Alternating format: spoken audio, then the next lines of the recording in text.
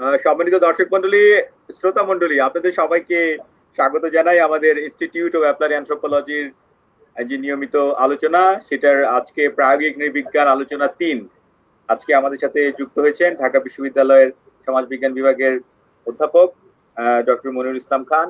আপনারা সকলেই তাকে চিনেন, তিনি বিশিষ্ট, সারা জীবন ধরে ঢাকা বিশ্ববিদ্যালয়ে সমাজবিজ্ঞান পড়িয়েছেন, বিশিষ্ট তাত্ত্বিক গবেষক।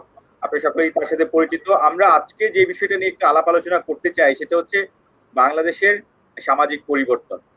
আপনারা জানেন যে বাংলাদেশের সমাজ বহুধাভাবে পরিবর্তিত হয়েছে এবং সমাজ পরিবর্তন তো আর হঠাৎ করে এইভাবে হয় না, আস্তে আস্তে সেটার প্রক্রিয়াটা হয় এবং সেটার একটা ভৌত কাঠামো থাকে এবং সেই কাঠামোর উপরে একটা উপরিকাঠামো থাকে, একটা একটা কি বলা যায় যে উৎপাদন ব্যবস্থা থাকে। উৎপাদন ব্যবস্থার সাথে বিভিন্ন ধরনের সম্পর্ক তৈরি হয় এবং সেই সম্পর্কের সাথে এখানে অন্যান্য যে পরিকাঠামোর বিষয়বস্তু যেগুলি আছে, সংস্কৃতির বিভিন্ন উপাদান, সেগুলি যুক্ত হয়। তবে আমরা, যদিও মনির ইসলাম স্যার অনেক একজন খুবই প্রসিদ্ধ তাত্ত্বিক, কিন্তু আমরা আজকে খুব বেশি তত্ত্বের দিকে যাব না। আমরা খুবই সাধারণভাবে, খোলামেলা ভাবে আমরা বাংলাদেশের যে সামাজিক পরিবর্তনটা সেটা একটু বোঝার চেষ্টা করব। তো স্যার, আপনাকে স্বাগত জানাই। শ্রোতা দর্শক মন্ডলী, আপনাদেরকেও আবারও স্বাগত জানিয়ে আজকে আমরা শুরু করি। প্রথমে স্যার, এই যে একটা বিষয়টা তো অনেক জটিল, প্রক্রিয়াটা অনেক জটিল, কিন্তু আপনি এটা খুব আমাদের সকলের জন্য খুব সাদামাটা ভাবে কি করে শুরু করতে চান এই যে বাংলাদেশের সামাজিক পরিবর্তনের বিষয়টা? হ্যাঁ, ধন্যবাদ মাঝার। সেটা হচ্ছে, প্রথমে আমি একটু মানে সরলভাবে কিংবা একটু সিম্পল ভাবে সমাজ পরিবর্তনটা আমরা কি বুঝবো সেটাকে আমি একটুখানি ব্যাখ্যা করি। হ্যাঁ, যে আচ্ছা কোনটাকে আমি সমাজ পরিবর্তন বলবো। আমাদের সবার মনের মধ্যে একটা ধারণা আছে, কারণ আমরা প্রায় বলি সমাজ পাল্টে যাচ্ছে। সেটা যে যে পর্যায়েরই হোক, সে যে পেশারই লোক হোক, তিনি বলে। কিন্তু তারপরেও আমরা যখন আহ, মানে তাত্ত্বিকভাবে জিনিসটাকে দেখি, যখন আমরা জিনিসটাকে তোমার মানে বুঝতে চাই, এবং বিশেষ করে আমরা বুঝতে চাই যে এটা যেটা প্রতিষ্ঠিত সংজ্ঞাগুলোর দিক থেকে, তখন সেটা আমাদের কিছুটা হলেও আমাদের ধারণাটাকে একটু সহজ করে দেয় এবং সেখান থেকে আমরা একটু এগিয়ে যেতে পারি। সাধারণত বলা হয় যে ধরো মানে আহ, আহ, দুটো মানে যে কোনো পরিবর্তন মানে পরিবর্তন দুটো সময়ের পরিবর্তন, অর্থাৎ গতকাল এবং আজকের পরিবর্তন, কিংবা গত বছরের সাথে আজকের যে পরিবর্তন, দুটো সময়ের পরিবর্তনকে বলা হচ্ছে এটা পরিবর্তন। যে পার্থক্যটা, দুটো সময়ের পার্থক্য, সমাজে যে আমরা পার্থক্য লক্ষ্য করি, যে একটা পার্টিকুলার টাইম পিরিয়ডে যে পার্থক্যটা লক্ষ্য করি, সে পার্থক্যটাকে বলা হচ্ছে মানে সামাজিক পরিবর্তন। অনেকটা অঙ্কের মতো, 4 থেকে 2 বাদ দিলে 2, ঠিক আছে? সুতরাং 10 বছর আগে যা ছিল, এখন 10 বছর পরে যা হয়েছে, এই দুটোকে যদি আমরা একটা যোগফল তৈরি করতে পারি, 2 এর যোগফলকে যদি বিয়োগ দেই, তাহলে যেটা হবে সেটা পরিবর্তন। ধরে নিচ্ছি যে সেটা সামাজিক পরিবর্তন। তারপরে প্রশ্নটা আসে, এটা পরিবর্তনটা ভালো না খারাপ? তখন তারা নতুন একটা শব্দ প্রয়োগ করলো, উন্নয়ন। ঠিক আছে, যে আচ্ছা আমরা কি উন্নত হচ্ছি, না আমরা মানে যেমনটা ছিলাম তেমনই আছি। এই উন্নয়নের সাথে আরেকটা শব্দ মানুষ যুক্ত করে দিল, সেটা হচ্ছে প্রগতি। যে আচ্ছা আমরা উন্নয়ন হয়েছে, কিন্তু সত্যি কি আমাদের প্রগতি হয়েছে? আমরা কি আগের চাইতে ভালো হয়েছি? হ্যাঁ, তার মানে খেয়াল করতে পারি আমরা যে উন্নয়ন মানেই প্রগতি নয়। যেমন 5টা বিল্ডিং হয়েছে, 10টা রাস্তা হয়েছে, তার মানে কি সমাজে এগিয়ে গিয়েছে? তখন প্রগতি, উন্নয়ন, পরিবর্তন, এই শব্দগুলো নিয়ে প্রচুর পরিমাণ আলোচনা হলো, যে আমরা কিভাবে একে সংজ্ঞায়িত করব, একে ব্যাখ্যা করব, এবং কিভাবে এদেরকে আমরা চিহ্নিত করব। সাম্প্রতিক সময় এইটা কিন্তু প্রায় 60-এর দশকে, 70-এর দশকে প্রচন্ড মানে এগুলো প্রচলিত ছিল। কারণ আমাদের মনে রাখতে হবে, যখনই আমরা উপনিবেশ থেকে বেরিয়ে আসছি, তার মানে আমরা জানি 40, 50, 60-এর দশকে সারা পৃথিবী ব্যাপী সব উপনিবেশ থেকে বেরিয়ে আসা শুরু করলো। তার মানে যেটাকে আমরা বলছি পোস্ট কলোনিয়াল সোসাইটি তৈরি হলো। পোস্ট কলোনিয়াল সোসাইটি মানে প্রত্যেকটা কলোনিয়াল সোসাইটির সিচুয়েশন ভালো ছিল না। হ্যাঁ, প্রত্যেকটা কলোনিয়াল সোসাইটিরই বিভিন্ন রকমের প্রবলেম ছিল। তার মানে পোস্ট কলোনিয়াল সোসাইটি গুলো থেকে যখনই আমরা উপনীত হলাম, তখনই উন্নয়নের ব্যাপারটা সাংঘাতিক রকম ভাবে মাথাচাড়া দিয়ে উঠলো, এবং তখন এই হিসাব কষা শুরু হলো, আছে আমরা কি এগোচ্ছি, আমরা কি পাল্টিয়েছি, ইত্যাদি। আমরা 80-র দশকে, 70-এর দশকের পরে এসে নতুন আর একটা আমরা পেলাম কনসেপ্ট, সেটাকে আমরা বলছি কল্যাণ, হিউম্যান ওয়েলবিং। তখন এই জায়গাটা আসলে অর্থাৎ পরিবর্তন, উন্নয়ন, প্রগতি, কল্যাণ। ফাইনালি এসে তারা দাঁড়ালো কল্যাণে, যে আসলে আমাদের কি কল্যাণ হচ্ছে। সুতরাং এইটাকে আরো বেশি প্রমোট করলো ইউনাইটেড নেশনস। ইউনাইটেড নেশনস, যে কারণে আমরা এখন ওই যে হিউম্যান ডেভেলপমেন্ট ইন্ডিকেটর, যেটা দিয়ে এখন কিন্তু ম্যাক্সিমাম আমরা যে অ্যাসেসমেন্ট গুলো করছি, যাচ্ছে বাংলাদেশ হিউম্যান ডেভেলপমেন্ট ইন্ডিকেটরসে কোথায় দাঁড়িয়ে আছে, ইন্ডিয়া কোথায় দাঁড়িয়ে আছে, কিংবা শ্রীলঙ্কা কোথায় দাঁড়িয়ে আছে, ইত্যাদি ইত্যাদি। সুতরাং এই জায়গাগুলো যদি আমরা একটু মনে রাখি যে আমরা কি নিয়ে কথা বলছি, আমরা পরিবর্তন নিয়ে, আমরা সামাজিক পরিবর্তন নিয়ে কথা বলছি, কিন্তু সাথে সাথে আমাদের এখানে ফুটনোট দিতে হবে এই পরিবর্তনটা কি কল্যাণ বয়ে আনছে, এই পরিবর্তনটা কি উন্নয়ন সাধিত করছে, না এই পরিবর্তনটা মানে যেমনটা ছিল আরো পশ্চাৎপদ হয়েছে, আমরা পিছিয়ে গিয়েছি। এই সুতরাং এইটা বলার পরপরই তোমার যদি কোনো পয়েন্টস থাকে আমাকে থামিয়ে দিয়ে জিজ্ঞেস করতে পারো। হ্যাঁ, মানে আমাকে রেলগাড়ি, আমাকে রেলগাড়ি চালানোর সময় তুমি চেইন টানতে পারো, no problem. So you have the freedom to pull the chain, যখন চেইন টেনে আমাকে তুমি থামিয়ে দিতে পারো। তো তারপরে আমি যেটা আসবো, তুমি যেটা নিয়ে শুরু করলে, আমি একটুখানি বলতে চাই যে এই যে পরিবর্তন কিংবা এই কল্যাণ কিংবা এই এগিয়ে যাওয়া ইত্যাদি, এগুলোকে আমরা কিভাবে দেখব। আসলে এই জায়গাটা নিয়ে খুব বড় রকমের তর্ক বিতর্ক হয়, যে আসলে আমরা কি সাদা চোখে সবকিছু বুঝতে পারবো, সাদা চোখে কি আমরা সামাজিক পরিবর্তন বুঝতে পারবো, না আমাদেরকে একটা ছকের মাধ্যমে দেখতে হবে, চশমা লাগাতে হবে। এটাই হচ্ছে বড়। যেমন আমি যদি বলি বাংলাদেশ এগিয়ে গেছে, কোন মাত্রায় এগিয়েছে, কোন প্যারামিটারে এগিয়েছে, বাংলাদেশের কল্যাণ সাধিত হয়েছে কোন মাত্রা, এই যে আমরা নির্দেশক বলবো, মাত্রা বলবো, এগুলোই হচ্ছে তাত্ত্বিক ছাকা, মানে ছকেরই এক একটা অংশ।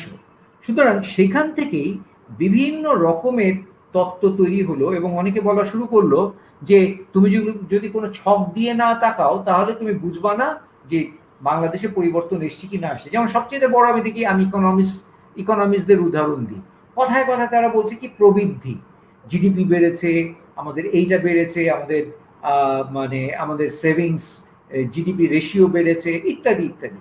তার মানে তারাও কিন্তু একটা ইন্ডিকেটরস দিয়ে মাপছে। সুতরাং আমাদেরকে পরিবর্তন বুঝতে হলে প্রথমে বুঝতে হবে পরিবর্তনটা কাকে বোঝায়, দ্বিতীয়টা হচ্ছে পরিবর্তনটা আমরা কিভাবে মাপবো, তার মানে আমরা কোন কোন পরিমাপক ব্যবহার করব। সুতরাং এবং এইটা বলার পরপরই হচ্ছে যে পরিবর্তনটা কিভাবে হয়, ঠিক আছে, কিভাবে হয়, কে ঘটায়, এবং এর মানে ঘটবার প্রক্রিয়া কি, সেইটা নিয়েই তোমার অসংখ্য তত্ত্ব তৈরি হয়েছে, যেটা কিনা অত্যন্ত জনপ্রিয় একটা তত্ত্ব, মার্কসের তত্ত্ব, যে তত্ত্বটা পৃথিবীতে সাংঘাতিক রকমের আলোড়ন তৈরি করেছিল। কিন্তু আমাদের ভুললে চলবে না, মার্কসের তত্ত্বের বাইরে আরো অনেকগুলো তত্ত্ব তৈরি হয়েছিল, এবং আরো যেটা ইন্টারেস্টিং হচ্ছে মার্কসের তত্ত্ব কিন্তু প্রচন্ড রকমের তোমার অনেক রকমের প্রশ্নের মুখোমুখি হয়েছে। এবং সেই মার্কসের তত্ত্ব, তারপরে আমরা বলতে মার্কসের বাইরে পাশ্চাত্যের আরো কিছু তত্ত্ব, তারপরে মার্কসের তত্ত্ব যে রকমের তোমার প্রশ্নের মুখোমুখি হলো, এই সমস্তগুলোকে এক ধরনের জারিত করে এখন নতুন ভাবনা তৈরি হচ্ছে সমাজ কিভাবে পাল্টায়, ঠিক আছে, সেই রকমের চিন্তা ভাবনা তৈরি হয়েছে। সুতরাং আমরা এই ব্যাকগ্রাউন্ডটাকে মনে রেখে আমরা হয়তোবা বাংলাদেশের পরিবর্তনের বিষয়টাকে পর্যালোচনা করতে পারি। এখানে আমাদের ইতিহাস আসবে, এখানে আমাদের কিছুটা তাত্ত্বিক ছক আসবে, কিন্তু ইতিহাস বারবার আসবে। এই কারণে আসবে কারণ সমাজ হচ্ছে একটা ধারাবাহিকতা, আমি ধারাবাহিকতা, তুমি ধারাবাহিকতা। কিভাবে? প্রথমে আমরা জৈবিক ধারাবাহিকতা, তারপরে আমরা সাংস্কৃতিক ধারাবাহিকতা, আমরা রাজনৈতিক ধারাবাহিকতা, আমরা অর্থনৈতিক ধারাবাহিকতা। সুতরাং আমি 2020-কে 2020 দিয়ে বুঝতে পারবো না। 2020 বুঝতে গেলে আমাকে পিছনে তাকাতে হবে। এই যে বারবার পেছনে তাকানো, এইটা মনে করিয়ে দিচ্ছে আমাদেরকে সমাজ সাংঘাতিক রকম ভাবে ইতিহাসের কাঠামোর মধ্যে আবদ্ধ হয়ে আছে।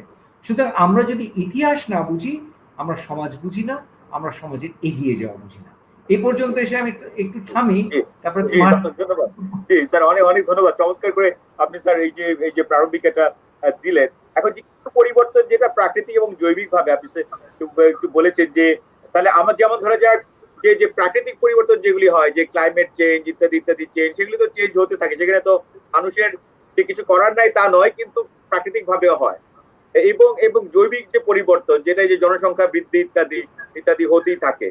এবং তখন সেইখানে যে মানুষের যে ইন্টারভেনশন সেটা দিয়ে যদি স্যার আমরা একটু শুরু করি, যে এই যে প্রাকৃতিক পরিবর্তন বলে যেটাকে আমরা মনে করি, সেটা কি শুধু প্রাকৃতিক পরিবর্তন? আসলে আমরা তো জানি যে জন্ম এবং মৃত্যু জৈবিক হলেও সেটাও আসলে একটা সামাজিক এবং সাংস্কৃতিক বিষয়।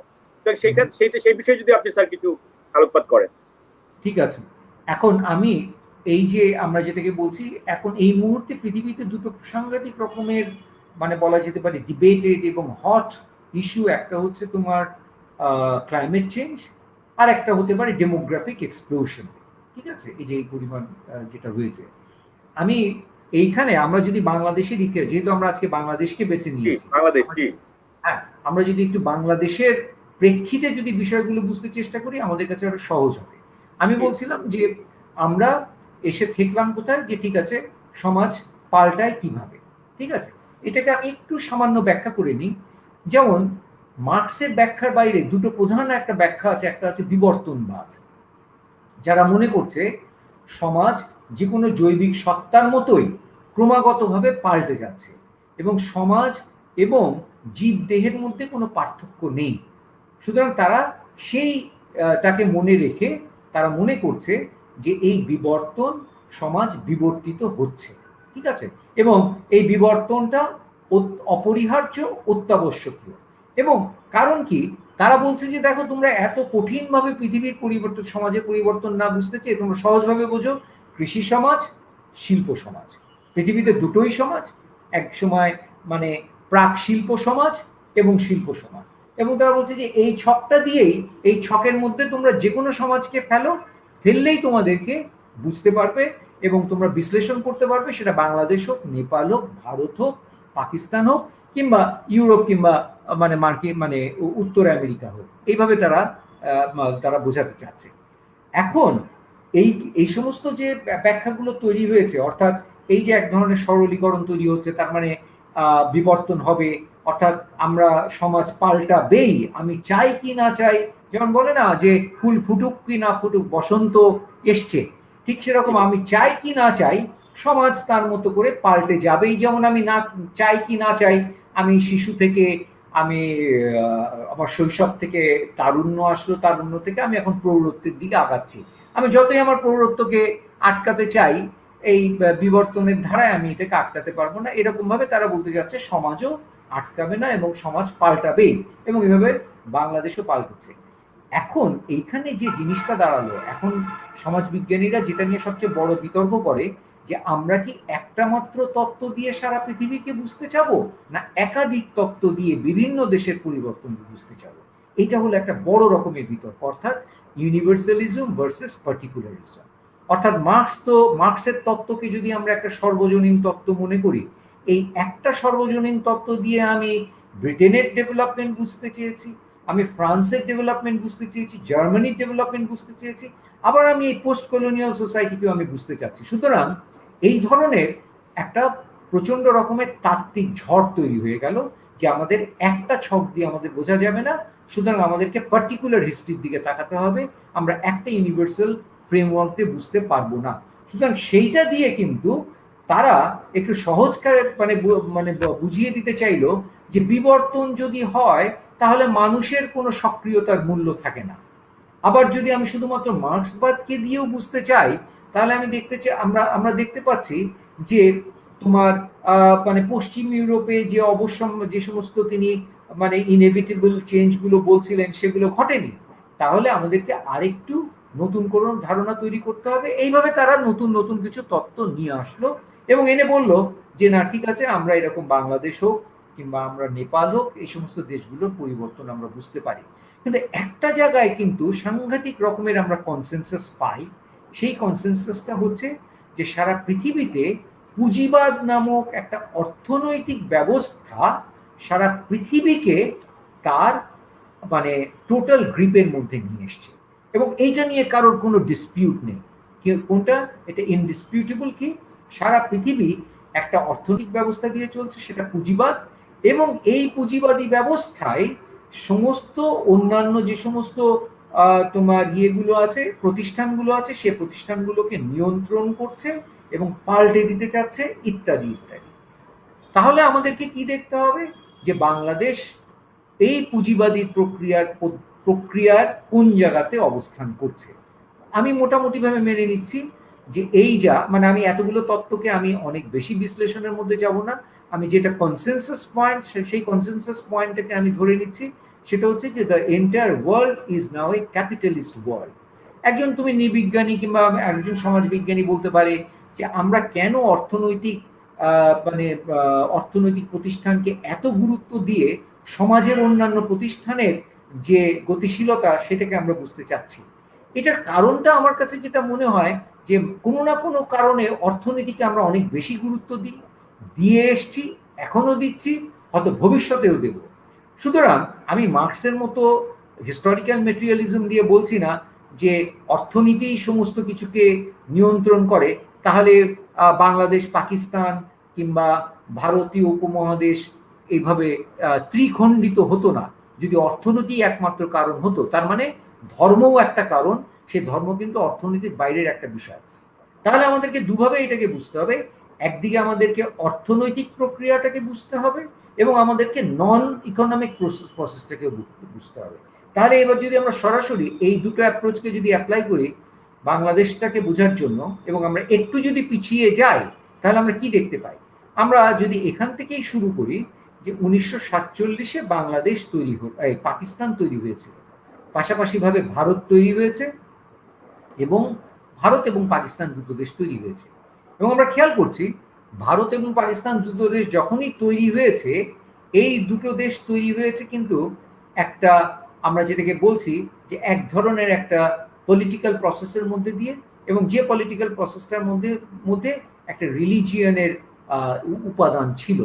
এবং আমি এইটাকে অনেক বেশি বুঝতে চাই, জন ব্রুমফিল্ড বলে একজন তাত্ত্বিক আছেন, তিনি এলিটাইজেশনের একটা থিওরি দিয়েছেন। তিনি বলছেন প্রতিটা মুহূর্তে প্রতিটা সমাজে নতুন নতুন এলিট তৈরি হয় এবং সেই এলিটগুলো তোমার ক্ষমতা দখল করতে চায় এবং সেই ক্ষমতা দখলের প্রক্রিয়া সমাজগুলো পাল্টাতে চায়। আমি এটাকে খুব কনডেন্স করে নিয়ে আসি। পাকিস্তান তৈরি হয়েছে কিভাবে তৈরি হয়েছে? যে একটা মুসলিম এলিট তৈরি হলো। এই ব্যাপারে আমার কোনো সন্দেহ নেই, কারণ আমি মনে করি যে জন ব্রুমফিল্ডের এটা একটা ওয়েল এস্টাবলিশ থিওরি এবং এটা কিন্তু চ্যালেঞ্জ করছে প্যারেটোর সার্কুলেশন অফ এলিট থিওরিকে। সে কিন্তু বারবার বলছে এবং এই তত্ত্বটাকে দিয়ে এই মুহূর্তের বাংলাদেশকেও কিন্তু এখনো বোঝা সম্ভব। তাহলে আমরা আসি যে বাংলাদেশ হলো, পাকিস্তান হলো, এবং আমরা খেয়াল করি এই পাকিস্তান যখনই পূর্ব পাকিস্তানকে অবদমিত করতে চেয়েছে তখনই কিন্তু বাঙালি এলিট তৈরি হয়েছে এবং সেই বাঙালি এলিট কিন্তু তৈরি করেছে স্বাধীনতা, বাংলাদেশের স্বাধীনতা 71 এসছে।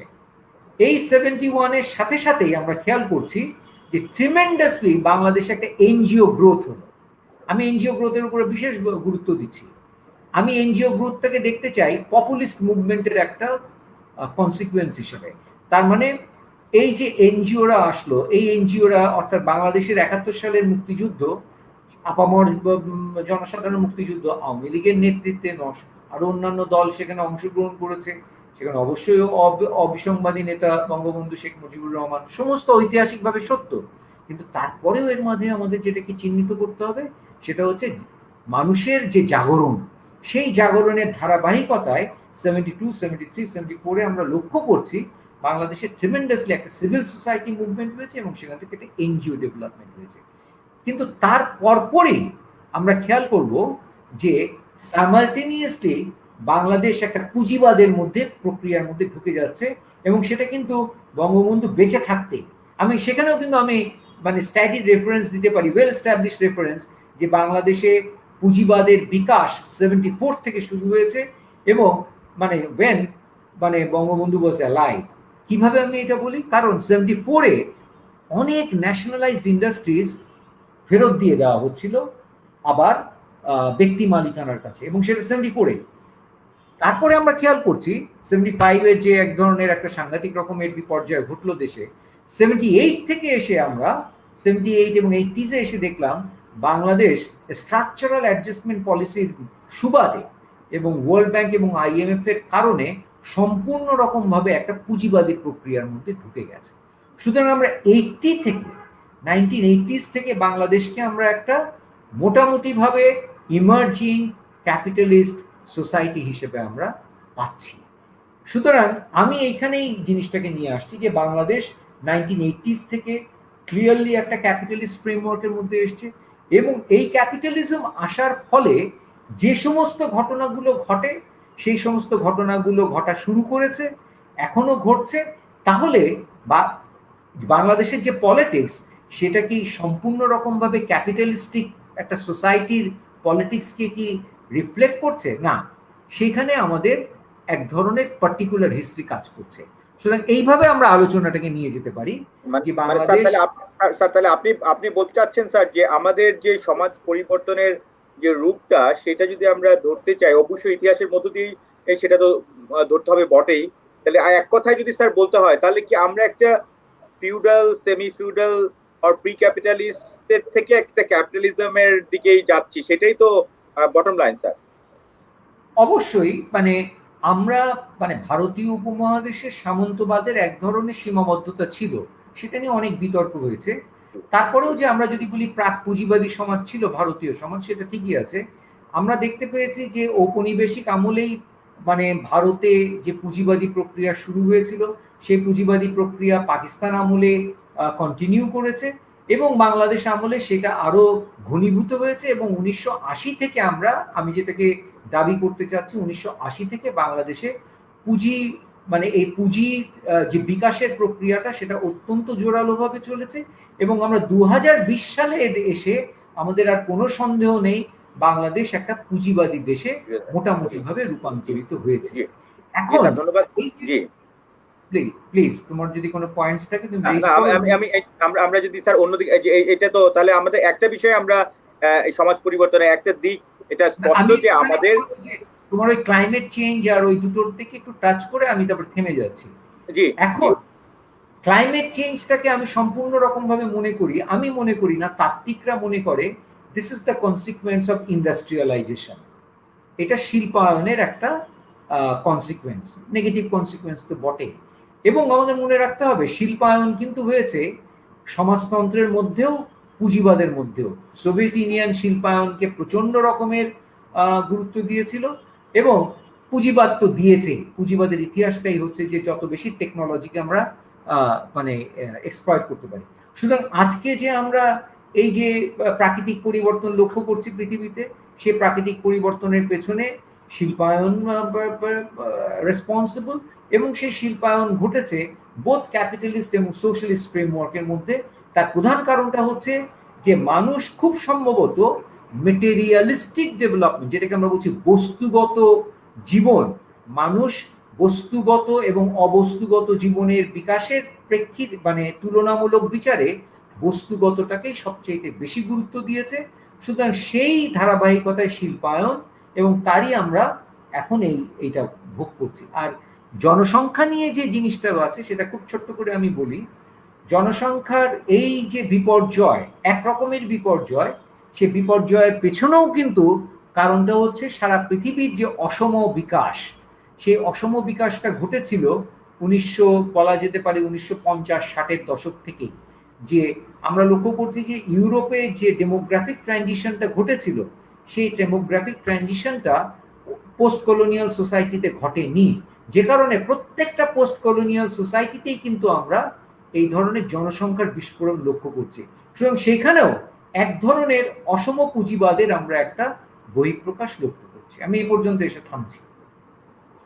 জি স্যার, অনেক অনেক ধন্যবাদ স্যার। এবার আমরা যদি একটু অন্য দু একটা প্রসঙ্গে যাই, যে যে আমাদের দেখা যাচ্ছে সারা পৃথিবীর সমাজ পরিবর্তনে তো একটা অধিকারের বিষয়টা খুব গুরুত্বপূর্ণ। যে যতই দিন যাচ্ছে আমরা দেখছি যে নতুন নতুন অধিকারের বিষয়ে মানুষ সচেতন হয়েছে। আগে এখানে এই উপমহাদেশে আমরা দেখছি যে নারীর অধিকারের বিষয়গুলি এতটা সুরক্ষিত হয়নি সমাজের বিভিন্ন অংশ থেকে। এখন নারী অধিকারের বিষয়ে অনেক অনেক সোচ্চার হয়েছে সেই সমাজের বিভিন্ন জায়গা থেকে, সেটা আমরা দেখতে পাই। আবার এটা উল্টো একটা স্রোত দেখতে পাই। আবার দেখা যাচ্ছে যে এই যে নতুন নতুন, যেমন ধরা যাক এলজিবিটি কিউ, তাদের যে অধিকার সারা পৃথিবীতে বিরাট ভাবে তৈরি হয়েছে, বাংলাদেশেও সেটার আঁচ একটু লেগেছে। কিন্তু এত কিছু সত্ত্বেও সমাজের যে অন্যান্য জায়গায় যে পরিবর্তনগুলি হয়েছে, বাংলাদেশে এই অধিকারের বিষয়ে পরিবর্তন স্যার আপনি কিরকম দেখতে পান? এই মানে স্পেসিফিক্যালি হচ্ছে যে আমরা এই অধিকারের সংক্রান্ত যে পরিবর্তন। রাইট, যেমন দেখ নারীর অধিকার এবং হ্যাঁ, একটা একটা ধরো এলজিবিটি কিউদের অধিকার, তারপরে শিশুদের অধিকার, এই যে অধিকারের যে বিষয় রাইটস বেসড যে যে সমস্ত বিষয়গুলি তৈরি হয়েছে সারা পৃথিবীতে, তো সেটার বেশ একটা উন্নতি হয়েছে বলা যায়। বলা যায় যে তাদের অধিকার কিছু কিছু সুরক্ষিত হয়েছে বিভিন্ন দেশে দেশে। তো বাংলাদেশে তো আমরা দেখছি যে সমাজ পরিবর্তিত হয়েছে। তো এই অধিকারগুলির কতটা প্রাধিকার সৃষ্টি হয়েছে সমাজে?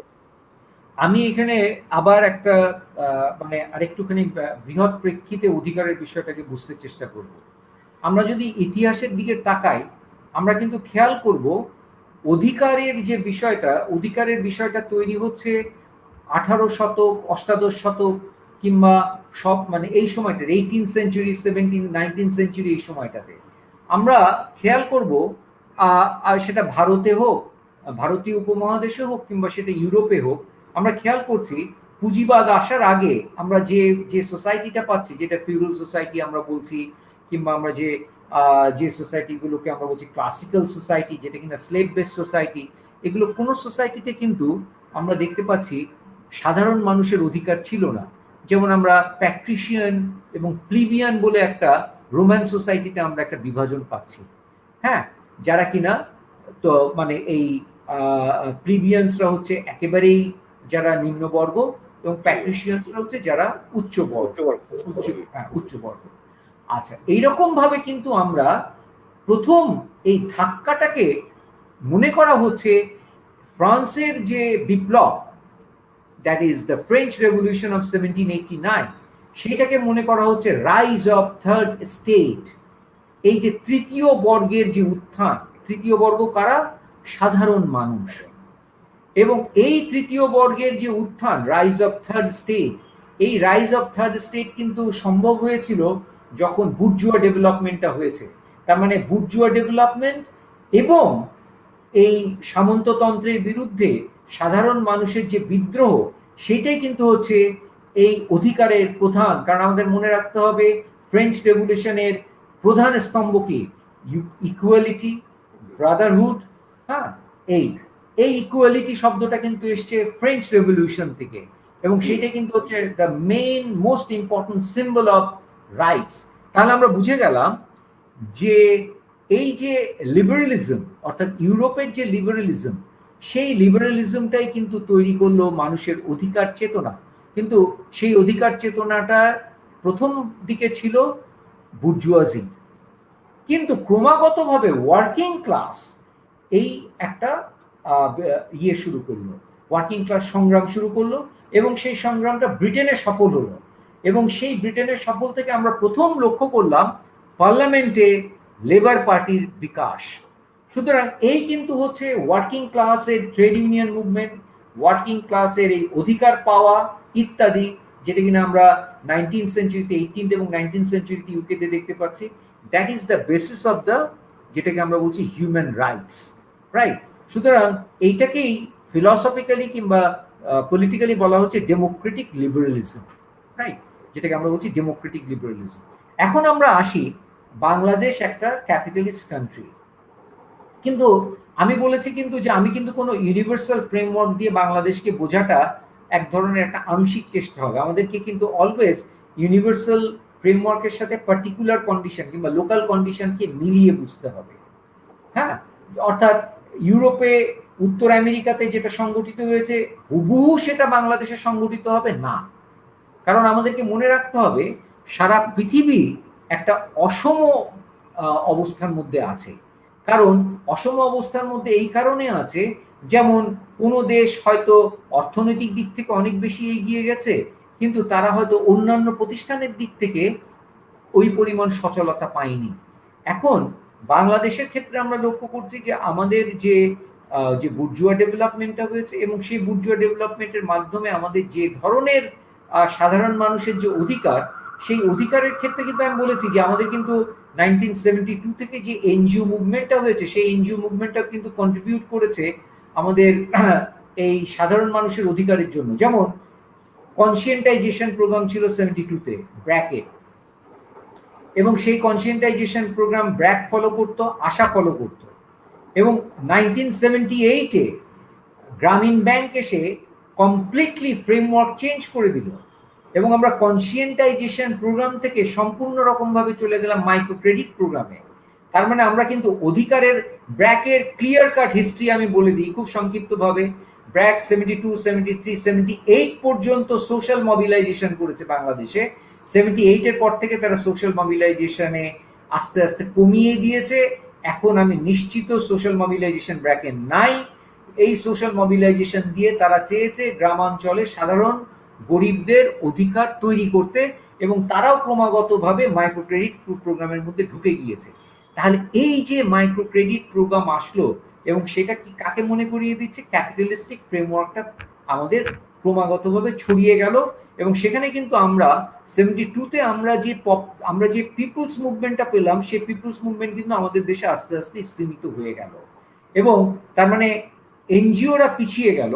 তারা পিপলস মুভমেন্ট থেকে আস্তে আস্তে তারা ইকোনমিক মুভমেন্টের দিকে শিফট করেছে এবং সেটা 1980s-এ তারা শুরু করেছে। আমরা এখন আমরা কোনো এনজিও, আচ্ছা তারপরে আমরা কোনো এনজিওকে আমরা লক্ষ্য করছি যে হ্যাঁ তারা কোনো পার্টিকুলার পকেটস নিয়ে কাজ করছে। এখন বাংলাদেশের যে প্রবলেমটা হচ্ছে, অর্থাৎ বাংলাদেশের যে বুর্জুয়া ডেভেলপমেন্টটা হয়েছে, এই বুর্জুয়া ডেভেলপমেন্টটা অত্যন্ত নাজুক এবং এই বুর্জুয়া ডেভেলপমেন্টটা কোনো রকম ভাবে খুব স্ট্রং ওয়ার্কিং ক্লাস মুভমেন্টকে অ্যাকোমোডেট করতে পারে না। বাংলাদেশ পারে না, এখনো পারেনি।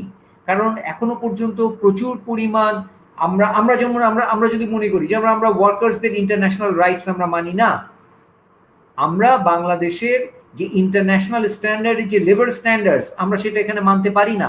এটা মানলে আমাদের ইন্ডাস্ট্রিগুলোর যে কম্পিটিটিভ ক্যাপাসিটি সেটা কমে আসবে। সুতরাং আমাদের গভর্নমেন্টও কিন্তু তাদের উপরে চাপিয়ে দিচ্ছে না।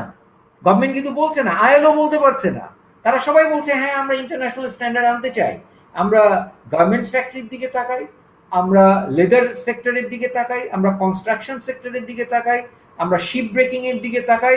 আমি একদম সার্টিফিকেট দিয়ে দিচ্ছি যে ইন্টারন্যাশনাল লেবার স্ট্যান্ডার্ড থেকে আমরা মিনিমাম 40, 50, 60% আমরা দূরে আছি। অর্থাৎ ইন্টারন্যাশনাল লেবার স্ট্যান্ডার্ডস যেগুলো বলেছে, যেগুলো রাইটস, সেই রাইটস আমাদের, হ্যাঁ আমাদের প্রত্যেকটা বাংলাদেশ লেবার অ্যাক্ট, যেটাকে আমরা বলি বাংলাদেশ লেবার অ্যাক্ট, শ্রম আইন, সবকিছু লেখা আছে, but there is no implementation. তার মেজর রিজনটা হচ্ছে আমরা একটা উক্তি বুর্জুয়া সোসাইটি। এই উক্তি বুর্জুয়া সোসাইটিতে আমরা হিউম্যান রাইটসকে ওই পরিমাণ এখনো পর্যন্ত রিকগনাইজ করতে পারছি না। সেকেন্ডলি, আমাদের যে ইতিহাস, এই দেশের প্রধান ইতিহাসটা হচ্ছে এই যে আমরা 47 থেকে আমি বলেছি, আমি কিন্তু সবচেয়ে প্রধান গুরুত্ব দিচ্ছি এলিটাইজেশন থিওরিকে। 47-এ প্রধান জিনিসটা হচ্ছে উপমহাদেশে মুসলিম এলিটসদের আবির্ভাব। সেই মুসলিম এলিটসদের মধ্যে থেকে 47 থেকে 71 বাঙালি মুসলিম এলিটসদের আবির্ভাব। তারপরে এই যে এলিটরা, তার মানে হচ্ছে বাংলাদেশের ইতিহাসের মধ্যে বাঙালি এবং মুসলিম এই দুটো জিনিস অত্যন্ত প্রবলভাবে প্রথিত। এটাকে আমি নেগেটিভলিও দেখছি না, পজিটিভলি দেখছি না, আমি হিস্ট্রিকে অ্যাজ হিস্ট্রি ইট ইজ, আমি সেভাবে হিস্ট্রিকে আমি দেখছি। সুতরাং আমরা এখন ওয়েস্টার্ন মডেলে যদি আমরা যেতে চাই, সুতরাং আমাদের লোকাল হিস্ট্রির সাথে সেই ওয়েস্টার্ন মডেলকে আমরা কতটা ম্যাচ করাতে পারবো তার উপরে নির্ভর করছে আমরা যেটাকে হিউম্যান রাইটস মনে করছি, সেই হিউম্যান রাইটসের ইউনিভার্সাল ফ্রেমওয়ার্ক বাংলাদেশে কতটা আনা সম্ভব কিংবা সম্ভব নয়। অফকোর্স আমি বলছি না যে সেকুলারিজম, যেমন আমি বাংলাদেশের যদি কনস্টিটিউশনের দিকে তাকাই, বাংলাদেশের কনস্টিটিউশনের 72-তে বাঙালি জাতীয়তাবাদ, সেকুলারিজম, ন্যাশনালিজম এবং আমাদের 4 নম্বরটা কি, ডেমোক্রেসি, রাইট? এই আমাদের 4টে পিলার্স। আমরা সেখান থেকে এসে আমরা সেকুলারিজমকে সরিয়ে দিয়েছি, আমরা সোশ্যালিজমকে সরিয়ে দিয়েছি এবং আমরা ক্রমাগতভাবে আমরা আস্তে আস্তে স্টেট রিলিজিয়নের দিকে গিয়েছি। স্টেট রিলিজিয়ন ইসলাম করা হয়েছে, এটার পেছনে 2-3টা ব্যাখ্যা আছে। পেট্রো ডলার একটা বলা হয়েছে, জামাতের যে ইমার্জেন্স সেটাকেও বলা হয়েছে। আমি সেটার বাইরে সেগুলো নিয়ে আমরা বিভিন্ন রকমের আলোচনা করতে পারি, আমরা ডিসকাস করতে পারি, কিন্তু আমার কাছে মেইন এমফ্যাসিসটা হচ্ছে আমি বলবো হিস্ট্রি। আমরা কখনোই হিস্ট্রি থেকে বেরিয়ে যেতে পারি না। আমরা 47 থেকে আমরা আমরা দেখেছি যে আমি বঙ্গবন্ধু বলেছেন আমি বাঙালি, আমি একজন মুসলমান, কেন বলেছেন? তার মানে হচ্ছে উনি হিস্ট্রিটাকে he could you know he could communist নিয়েছেন, কমিউনিস্ট, জি। Right, he could understand the essence of the history. সুতরাং হ্যাঁ, আমি মুসলমান, উনি বলেননি যে আমি কমিউনাল মুসলমান, উনি বলেছেন আমি বাঙালি এবং আমি মুসলমান। তার মানে হচ্ছে উনি মানে বাংলাদেশের এথনিক আইডেন্টিটিকে যেমন লিঙ্গুইস্টিক এথনিসিটিকে যেভাবে উনি রিকগনাইজ করছেন, একই রকম ভাবে রিলিজিয়াস আইডেন্টিটিটাকে উনি এখানে রিকগনাইজ করছেন। তার মানে আমাদের এথনিক লিঙ্গুইস্টিক এথনিসিটি এবং রিলিজিয়াস ইউনিকনেস, এই দুটোর যে হিস্টোরিক্যাল যে কনস্টিটিউশন, সেইটাকে আমি খুব দ্রুত মনে করি না যে এটাকে ভেঙে দেওয়া যাবে। আমি বলছি না যে সোশ্যাল ইঞ্জিনিয়ারিং সম্ভব না, অফকোর্স সম্ভব, কিন্তু আমি এখানে petrodollar, Jamaat, of course I am not ruling out petrodollar, Jamaat, this may be the factors, যে ফ্যাক্টরস গুলো বাংলাদেশের মধ্যে যেটা কিনা আমরা বলছি যেটা কিনা ইসলামাইজেশন, পলিটিক্যাল ইসলামকে হয়তো এখানে এনকারেজ করেছে, that I am not ruling out. সেটা আমরা আরো পলিটিক্যাল অ্যানালাইসিস করে আমরা বুঝতে পারতেই পারি যে পলিটিক্যাল ইসলাম, কারণ ইসলামের কিন্তু দুটো ফেজ আছে, একটা হচ্ছে সুফি ইসলাম আর একটা হচ্ছে ওয়াহাবি ইসলাম। এবং আমরা যতই রাগ করি, আমরা যতই বলি, আমাদেরকে কিন্তু ইসলামের বাংলাদেশের যে ইসলাম, এবং আমি এখানে সবাইকে আমি বলবো যে বেঙ্গল ফ্রন্টিয়ার্স, যেটা কিনা আমি রাইটারের নাম এই মুহূর্তে মনে আসছে না, তো দ্যাট ইজ এ ফ্যান্টাস্টিক বুক, এবং যেখানে কিনা সে বাংলাদেশের ইসলামের যে আবির্ভাবটাকে তিনি দেখিয়েছেন। হ্যাঁ, রিচার্ড ইটেন আমি মনে করি রিচার্ড ইটেন এবং আরেকজন ইন্ডিয়ান রাইটার যারা কিনা মানে সিনক্রেটিক ইসলামের কথা বলছেন, সিনক্রেটিক ট্র্যাডিশন, রিচার্ড ইডেনের যে বেঙ্গল ফ্রন্টিয়ার্স, আমি মনে করি কলম্বিয়া ইউনিভার্সিটির টিচার, এবং এটা এখনো পর্যন্ত it's a very very authentic book. আমি কিছুদিন আগে আমাদের ডক্টর ফখরুল আলমের একটা আর্টিকেল পড়লাম বাংলা একাডেমিক জার্নালে, এবং he has also supported that, যে ইংলিশের প্রফেসর, এবং উনিও বলছেন রিচার্ড ইটেনের আলোচনা এখনো পর্যন্ত ওয়েল রিকগনাইজ। এবং রিচার্ড ইটেন কিন্তু এখানে ক্লিয়ারলি দেখাচ্ছে যে বাংলাদেশে দুটো ইসলাম ডেভেলপ করেছে, সুফি ইসলাম এবং ওয়াহাবি ইসলাম, এবং ওয়াহাবি ইসলামটাকে তিনি হাজী শরীয়তুল্লাহর সময় থেকে উনি চিহ্নিত করেছেন। হাজী শরীয়তুল্লাহ সৌদি আরব থেকে ব্যাক করে এসে উনি বললেন যে ইসলামটা চর্চা করা হচ্ছে, that is not the pure Islam, এবং তিনি নতুন একটা ইসলামের বিয়েটা দিলেন। এই কথাগুলো বলার আমার প্রধান উদ্দেশ্য হচ্ছে আমি কিন্তু ওয়াহাবি ইসলামকে প্রমোট করছি না, আমি সুফি ইসলামকে রিকগনাইজ করছি, এই কারণে বাংলাদেশে দুটোই আছে, এবং রিচার্ড ইটন এটা খুব ক্লিয়ারলি দেখাচ্ছে। রিচার্ড ইটন খুব চমৎকারভাবে দেখিয়েছেন মন্দিরে আল্লাহ এবং ভগবানের নাম পাশাপাশি লেখা থাকতো, এবং তিনি সেগুলো আর্কিওলজিক্যাল, তার যে বেঙ্গল ফ্রন্টিয়ার্সে কিন্তু তিনি তার এগুলো সমস্ত ছবি দিচ্ছেন, আর্কিওলজিক্যাল ফটোগ্রাফ দিচ্ছেন উনি। সুতরাং বাংলাদেশের যে ইসলামিক আইডেন্টিটি, সেই ইসলামিক আইডেন্টিটির যে এফেক্ট, সেটা কিন্তু ওয়েস্টার্ন যে কালচারাল যে কনস্টিটিউশন, তার সাথে কিন্তু তাকে ম্যাচিং করাতে হবে, তখন আমরা কিন্তু ওয়েস্টার্ন মডেলের যে হিউম্যান রাইটস, সেই মডেলের হিউম্যান রাইটসটাকে আমরা প্রপারলি ইভ্যালুয়েট করতে পারবো। না, সেটা এখন স্যার যেটা বলা হয় যে ধরেন 60 এবং 70 দশকে, 80 দশকের কথাও বলে অনেকে, যে সেই সময় যে বাংলাদেশের যে সমাজ এবং আজকের যে বাংলাদেশের সমাজ, সেইখানে এই যে সুফিজমের যে প্রভাব তখন ছিল, সেই প্রভাব তো আজকে সেরকম না। আজকে একটু উগ্রবাদী ইসলামের প্রভাব দেখা যাচ্ছে, এবং এইখানে অনেক ধরনের এক্সটার্নাল ফোর্স কাজ করছে। ফলে আমি সমাজ পরিবর্তনের যে বিষয়টা নিয়ে আজকে আমরা আলাপ আলোচনা করছি, তাহলে সেইখানে কি মনে হয় স্যার যে বাংলাদেশের সমাজটা আমাদের প্রগতি এই অর্থে কতটুকু হয়েছে, যদি আমরা এইভাবে দেখি যে আমাদের সামাজিক যে পরিবর্তন, সেখানে ধর্মের বিষয়টা আমরা ধর্মটাকে ব্যবহার করেছি বিভিন্ন সময়ে বিভিন্নভাবে ব্যবহার করেছি, কিন্তু এখন এসে ধর্মকে আমরা যেভাবে ব্যবহার করছি, সেইটা কি একটা সামাজিক পরিবর্তনের, এইটা কি একটা পুঁজিবাদের ফসলের থেকে আসে নাকি অন্য কোনো জায়গা থেকে আসে? এটা অত্যন্ত গুরুত্বপূর্ণ প্রশ্ন, যে আমরা যে রিলিজিয়াস অর্থোডক্সি এবং রিলিজিয়াস ফান্ডামেন্টালিজম, এইটাকে আমরা কিভাবে অ্যানালাইসিস করব। এইটার মধ্যে কাজ করেছেন প্রচুর সোশ্যাল সায়েন্টিস্টরা কাজ করেছেন, এবং তারা কিন্তু একটা জিনিস বলেছেন যে সমাজে আমাদেরকে একটা প্রতিষ্ঠানের কথা ভুললে চলবে না, দ্যাট ইজ ইডিওলজিক্যাল যে ইনস্টিটিউশন। কারণ সমাজের কিন্তু একটা প্রধান ভিত্তি কিন্তু হচ্ছে মোরাল কনসেনসাস। যেমন আমরা আজকে এখন রেপ নিয়ে কথা বলছি, রেপ, এটার প্রধান কারণটা হচ্ছে যে প্রত্যেকটা সমাজে একটা মোরাল কনসেনসাস লাগে। সেটা মানে কি?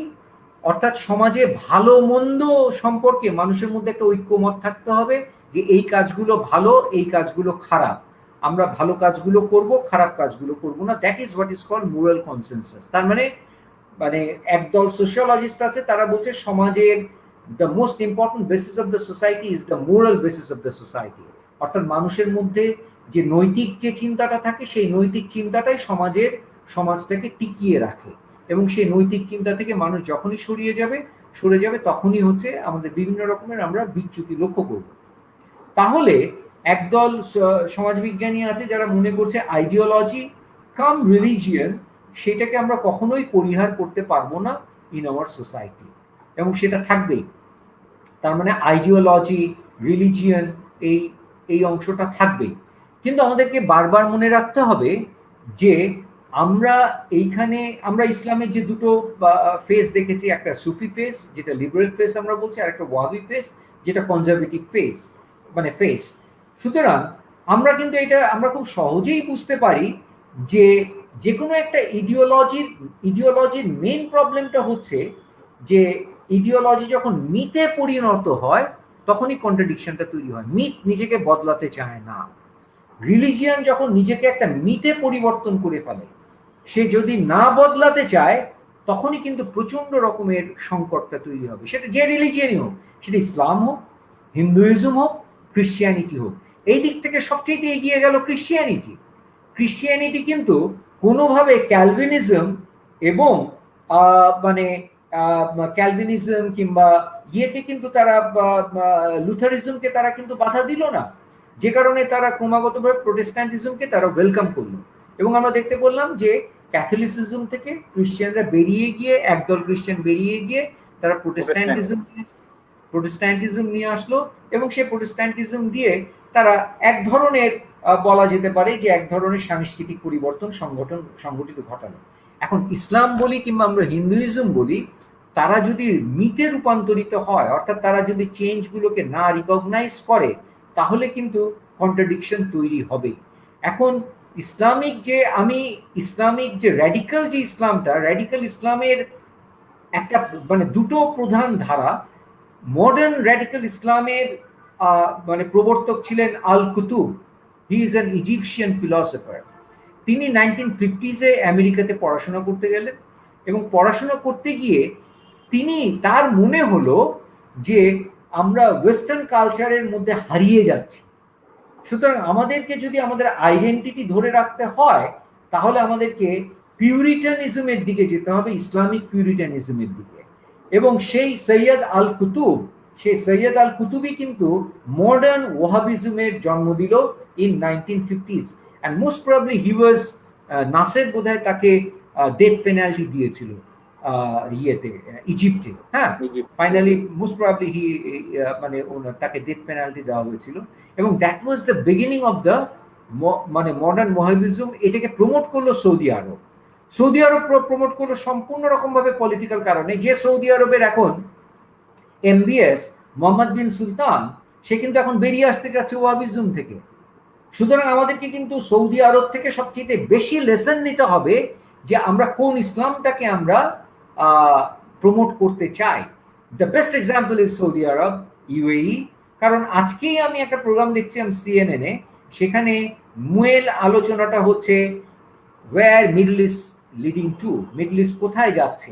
কারণ মিডল ইস্টের সাথে ইসরায়েলের যে এগ্রিমেন্ট হচ্ছে একটার পর একটা, বাহরাইনের রয়েছে, ইউনাইটেড আরব এমিরেটসের রয়েছে, জর্ডানের রয়েছে, 1978-এ ইজিপ্টের রয়েছে, ঠিক আছে, এবং সৌদি আরবেরও হয়ে যাচ্ছে ভাব।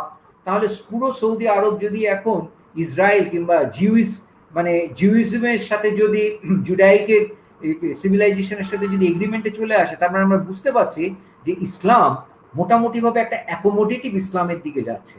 সুতরাং আমরা অ্যাকোমোডেটিভ ইসলামের দিকে যাব, না আমরা একটা ইনসুলেটেড ইসলামের দিকে যাব, অর্থাৎ আমরা একটা মানে যে ইসলাম কোনো রকমের এক্সটার্নাল ওয়ার্ল্ডের সাথে কোনো রকমের নেগোসিয়েশনে রাজি না, আরেকটা ইসলাম এক্সটার্নাল ওয়ার্ল্ডের সাথে নেগোসিয়েশনে রাজি। সুতরাং আমার মনে হয় যে আমাদের যে হিউম্যান রিজন আছে, সেই রিজনটাকে দিয়ে আমাদের বুঝতে হবে যে কোনটা হলে আমরা এই 21st সেঞ্চুরিতে সবচাইতে বেশি পাওয়ারফুল নেশন মানে ইমার্জ করতে পারবো। There is no doubt liberalism, religious liberalism is মানে এটা অত্যন্ত গুরুত্বপূর্ণ একটা বিষয়, এবং এটাকে আমরা কোনোভাবেই গ্লোবাল গ্লোবাল একটু আমি আমাকে খাওয়াচ্ছি যে গ্লোবাল ব্র্যান্ডিংটা ইকো হচ্ছে কোথা থেকে যেন বলা হচ্ছে যে বাংলাদেশ একটা লিবারেল ইসলামিক কান্ট্রি বলছে যে, এবং কয়েকবারই বিভিন্ন আমরা আন্তর্জাতিক বিভিন্ন পত্রপত্রিকা এবং রিপোর্টেও দেখেছি যে বাংলাদেশকে একটা লিবারেল ইসলামিক কান্ট্রি হিসাবে একটা কি বলা যায় একটা জার্নালাইজ করা হয়েছে বা একটা টার্মিনোলজি ব্যবহার করা হয়েছে বাংলাদেশের ক্ষেত্রে। তো কিন্তু আমরা যখন দেখি যে এখানের ভিতরের যে অবস্থা, আমরা যেহেতু একদম নেটিভ সোশ্যাল সায়েন্টিস্ট, আমরা ভিতর থেকে দেখছি, তাহলে আমাদের আপনি স্যার একমত যে এটা একটা লিবারেল ইসলামিক কান্ট্রি? আপনার কি সেটাই মনে হয়? আসলে আমি বলি এগুলো তো অত্যন্ত কনসেপচুয়াল ডেফিনেশনাল ইস্যু, যে লিবারেল ইসলাম কিংবা কনজারভেটিভ ইসলাম ইত্যাদি।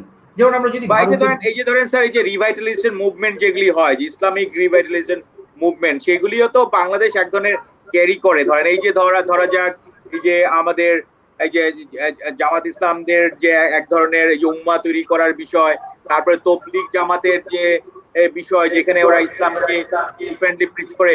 তো এই যে এই বিষয়গুলি যে রিভাইটালাইজেশনের বিষয়গুলি এবং লিবারেল ইসলামের বিষয়গুলি, মানে এই এইগুলি আপনি মানে সার্বিকভাবে আপনি কিভাবে দেখেন? মানে একটা হচ্ছে যে আমি বললাম যে রিলিজিয়াস রিভাইভালিজম, যেটা মোটামুটিভাবে ইতিহাসে আমরা যেটা লক্ষ্য করছি সেটা হচ্ছে যে আমরা বললাম যে 1950s ইজিপ্টের সৈয়দ আল কুতুবের মাধ্যমে সেটা স্টার্ট করলো, এবং সেটা আস্তে আস্তে সেটা স্প্রেড করেছে, এবং সেখানে সৌদি আরবের এক ধরনের ইকোনমিক ব্যাকআপ ছিল, এবং সেই উম্মাটা তারা দীর্ঘদিন ধরে তারা উম্মার কনসেপ্টটা ব্যবহার করেছে, এবং সেটা দিয়ে তারা একটা আইডেন্টিটি তৈরি করতে চেয়েছে।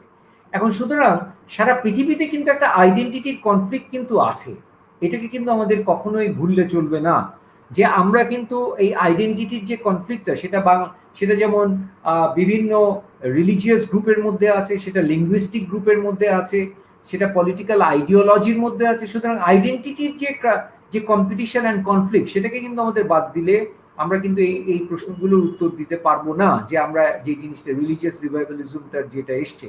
এবং আমাদেরকে কিন্তু আরেকটা জিনিস চিন্তা করতে হবে যে ক্যাপিটালিস্টিক ডেভেলপমেন্টের মধ্যে, যেটা কিনা সোশ্যাল সায়েন্টিস্টরা সবচেয়ে বড় যে জায়গাটাতে লক্ষ্য করছে, এক ধরনের স্পিরিচুয়াল ভ্যাকুয়াম তৈরি হয়। মানে জিনিসটা হচ্ছে এরকম, আমি যত বেশি মেটেরিয়ালিস্ট হয়ে যাব তত বেশি আমার মধ্যে স্পিরিচুয়ালিজম কমতে থাকবে ন্যাচারালি। হ্যাঁ, কিন্তু সেটা কি হচ্ছে স্যার? সেটা কি হচ্ছে? আমাদের সমাজে তো দেখলাম যে এই যে ম্যাটেরিয়ালিজম একদিকে বিরাট ভাবে বেড়ে যাচ্ছে, ক্যাপিটালিজমের বিরাট হাইপ তৈরি হচ্ছে, আবার অন্যদিকে এই যে একটা এই যে ইসলামের যে হার্ডওয়্যার যেগুলি লেবার ইত্যাদি এগুলি তো অনেক বেড়ে যাচ্ছে। সুতরাং এবং আগে দেখা যায়, আপনি নিজেই দেখেন আপনার ক্লাসরুমটা যদি আপনি লক্ষ্য করেন স্যার, আপনার 80s এর ক্লাসরুম আর এখনকার ক্লাসরুম, তাতে কি মনে হয় যে আমাদের ধর্মের বিষয়ে আমরা লিবারেল হয়েছি? না, আমি ওইভাবে আমি বলছি না। বাংলাদেশে অনেক এক্সাম্পল আছে, যে এক্সাম্পলগুলো সিনক্রেটিক বলতে আমি বোঝাতে চাচ্ছি যেমন আমাদের পয়লা বৈশাখ একটা খুব সিনক্রেটিক ইভেন্ট। পয়লা বৈশাখকে আমরা যেভাবে উদযাপন করি, আমরা কিন্তু আমরা বিগত বছরগুলোতে দেখেছি বনানীর যে পূজা মণ্ডপে, সেই পূজা মণ্ডপে ঢাকা শহরের সমস্ত লোকজন সেখানে গিয়েছে, এবং আমরা এই বিভিন্ন কলাবাগানের পূজা মণ্ডপে সেখানে কিন্তু জাতি ধর্ম নির্বিশেষে, এবং আমাদের প্রাইম মিনিস্টারও কিন্তু প্রায় উনি বলেন যে ধর্ম যার যার উৎসব সবার। সুতরাং এই যে বক্তব্যগুলো এসছে, যেটা কিনা হেড অফ দ্য স্টেটের কাছ থেকে এসছে, হেড অফ দ্য গভর্নমেন্টের কাছ থেকে এসছে, সেটাও কিন্তু খুব মানে ইনসিগনিফিকেন্ট একটা ব্যাপার না, সেটা কিন্তু গভর্নমেন্টের পজিশনটাকেও বলে। সুতরাং বাংলাদেশকে আমি মনে করি লিবারেল ইসলাম যারা বলতে চায় তাদের অ্যানালাইটিক্যাল টুলস গুলো দেখতে হবে, তারা কোন কোন ইন্ডিকেটর দিয়ে আমাদেরকে বলতে চায়, কিন্তু আমাদের কাছে কিন্তু খুব কুইকলি আমরা দেখতে পাই, আমাদের কাছে কিন্তু প্রচুর এক্সাম্পল আছে।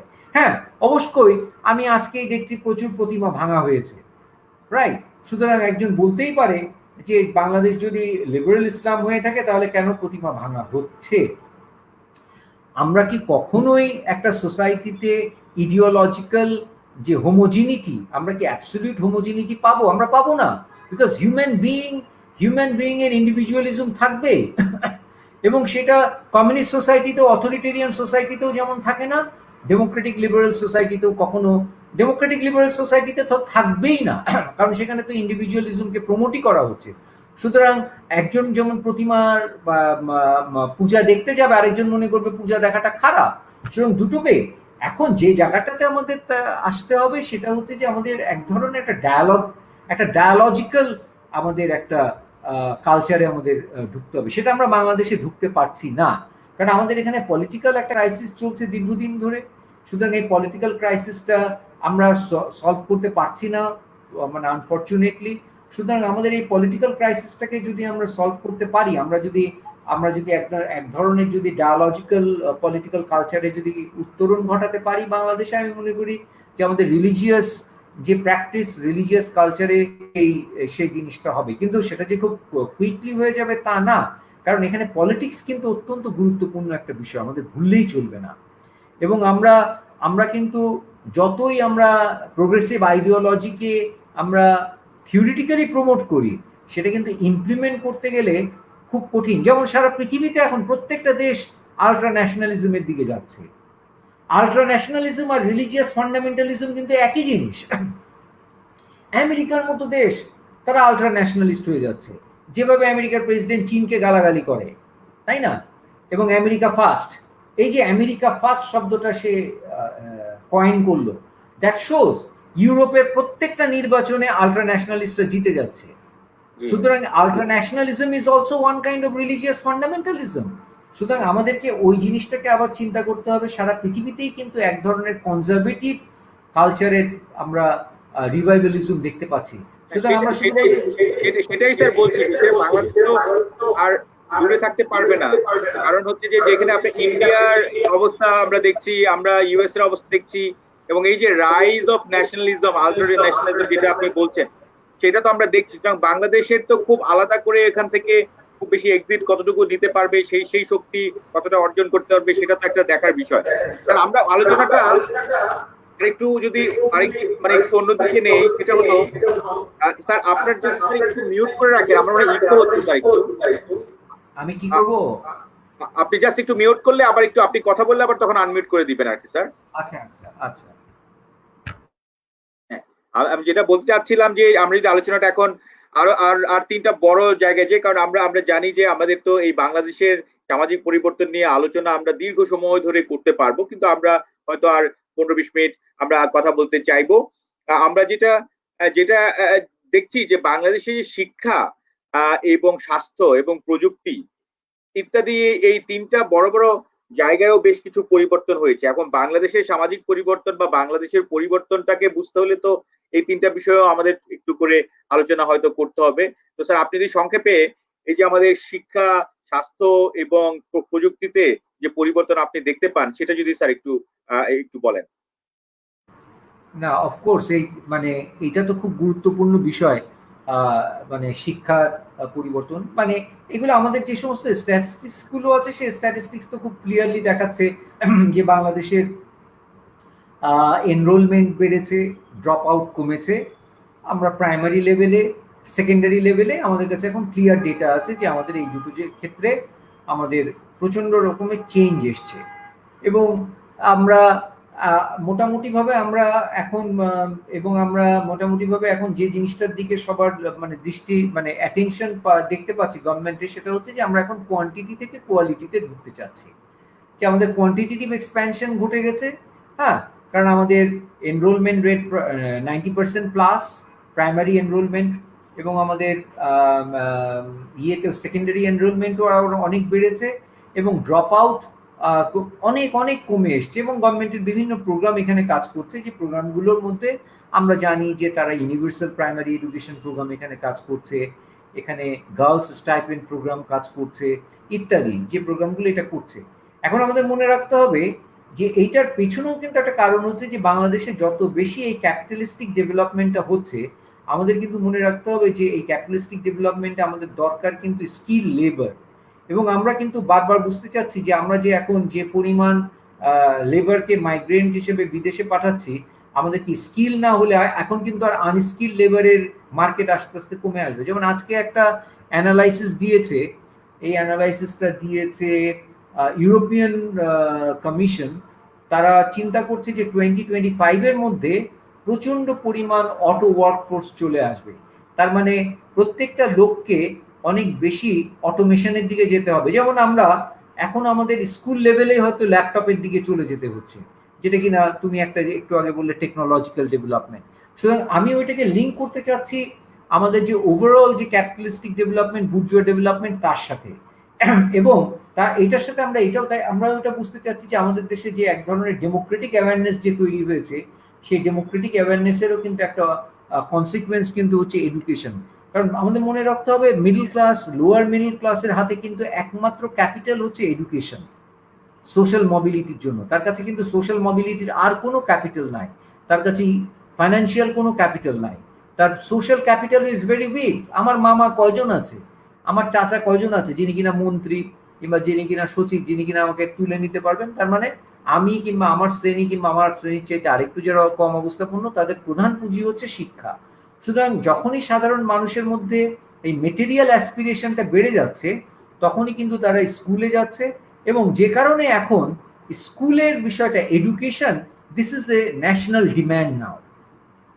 সুতরাং বাংলাদেশে এখন it has become a demand rather than a supply.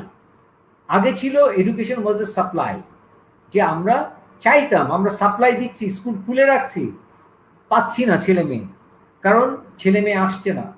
কিন্তু এখন কিন্তু ডিম্যান্ড, তার মানে আমরা সাপ্লাই থেকে এখন ডিম্যান্ড সাইডে চলে এসেছি with regard to the education, right? সুতরাং এটা একটা অত্যন্ত পজিটিভ। সরি, বলো, আমি তোমার কথা শুনতে পাচ্ছি না, তুমি আনমিউট, তোমারটা আনমিউট করে দাও। দুঃখিত, আমি খুবই দুঃখিত। তো যেটা যেটা স্যার বলছিলাম, এখানে অল্প একটু আপনাকে থামাচ্ছি এই জন্য যে স্যার এখানে সবাই একটা অবজারভেশন দিচ্ছে বাংলাদেশে যে শিক্ষার মানটা বেশ পড়ে যাচ্ছে, মানে এটাকে কি বলা যায়, এটা ক্রমানুগতি হচ্ছে, ক্রমশ এটা কমে যাচ্ছে। এখন এইটার একটা যে আপনি বললেন যে আগে তো আমাদের একটা এই যে এনরোলমেন্টটা বাড়ছে, আমরা কোয়ান্টিটির দিকে যাচ্ছি অনেক, এবং আমাদের এনরোলমেন্ট 90% উপরে হয়েছে, সুতরাং এখন আমরা হয়তো কোয়ালিটির দিকে যাব। কিন্তু এটা তো একটা সাইমালটেনিয়াসলি যদি না হয় আর কি, আমরা ধরা যাক আমরা এই 95% এনরোলমেন্টটাকে আমরা সামহাও আমরা এনশিওর করলাম, কিন্তু আমাদের মানটা এই এই গত 1-2 দশক ধরে এত কমে যাচ্ছে, এবং এক পর্যায়ে দেখা যাচ্ছে যে আমাদের আমাদের ঢাকা বিশ্ববিদ্যালয়ের মতো একটা বিশ্ববিদ্যালয়ে একটা বিভাগ, সেখানে এই শত সহস্র ছাত্রছাত্রীদের মধ্যে 2 জনকেও ভর্তি করতে পারছে না। তো এই বিষয়টাও তো, এইটা সমাজ পরিবর্তনের এই বিষয়টাও যদি স্যার আপনি একটু 1-2 লাইন বলেন এখানে।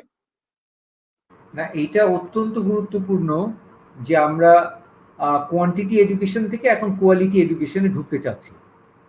এটা মোটামুটি ভাবে আমাদের গভর্নমেন্টও এই ব্যাপারে সচেতন, এবং আমরা মোটামুটি ভাবে আমরা সবাই বুঝতে পারছি যে এইটা আমাদেরকে যেতে হবে। কারণ কোয়ালিটি থেকে কোয়ান্টিটি এডুকেশন থেকে কোয়ালিটি এডুকেশন। একটা জিনিস খেয়াল রাখতে হবে, যেহেতু আমাদের কোয়ান্টিটি বেড়ে গেছে, সুতরাং এই কোয়ান্টিটিতে কোয়ালিটি এনশিওর করা খুব চ্যালেঞ্জিং। যেমন একটা ক্লাসে এখন 30 জন ছাত্রের জায়গায় যদি 60 জন ছাত্রছাত্রী বসে, তাদের প্রত্যেকের অ্যাসাইনমেন্টকে চেক করা একটা টিচারের জন্য খুবই কঠিন, তাই না? তার মানে আমাদের যোগ্য টিচারের অভাব হচ্ছে, এবং ইত্যাদি জিনিসগুলো হচ্ছে।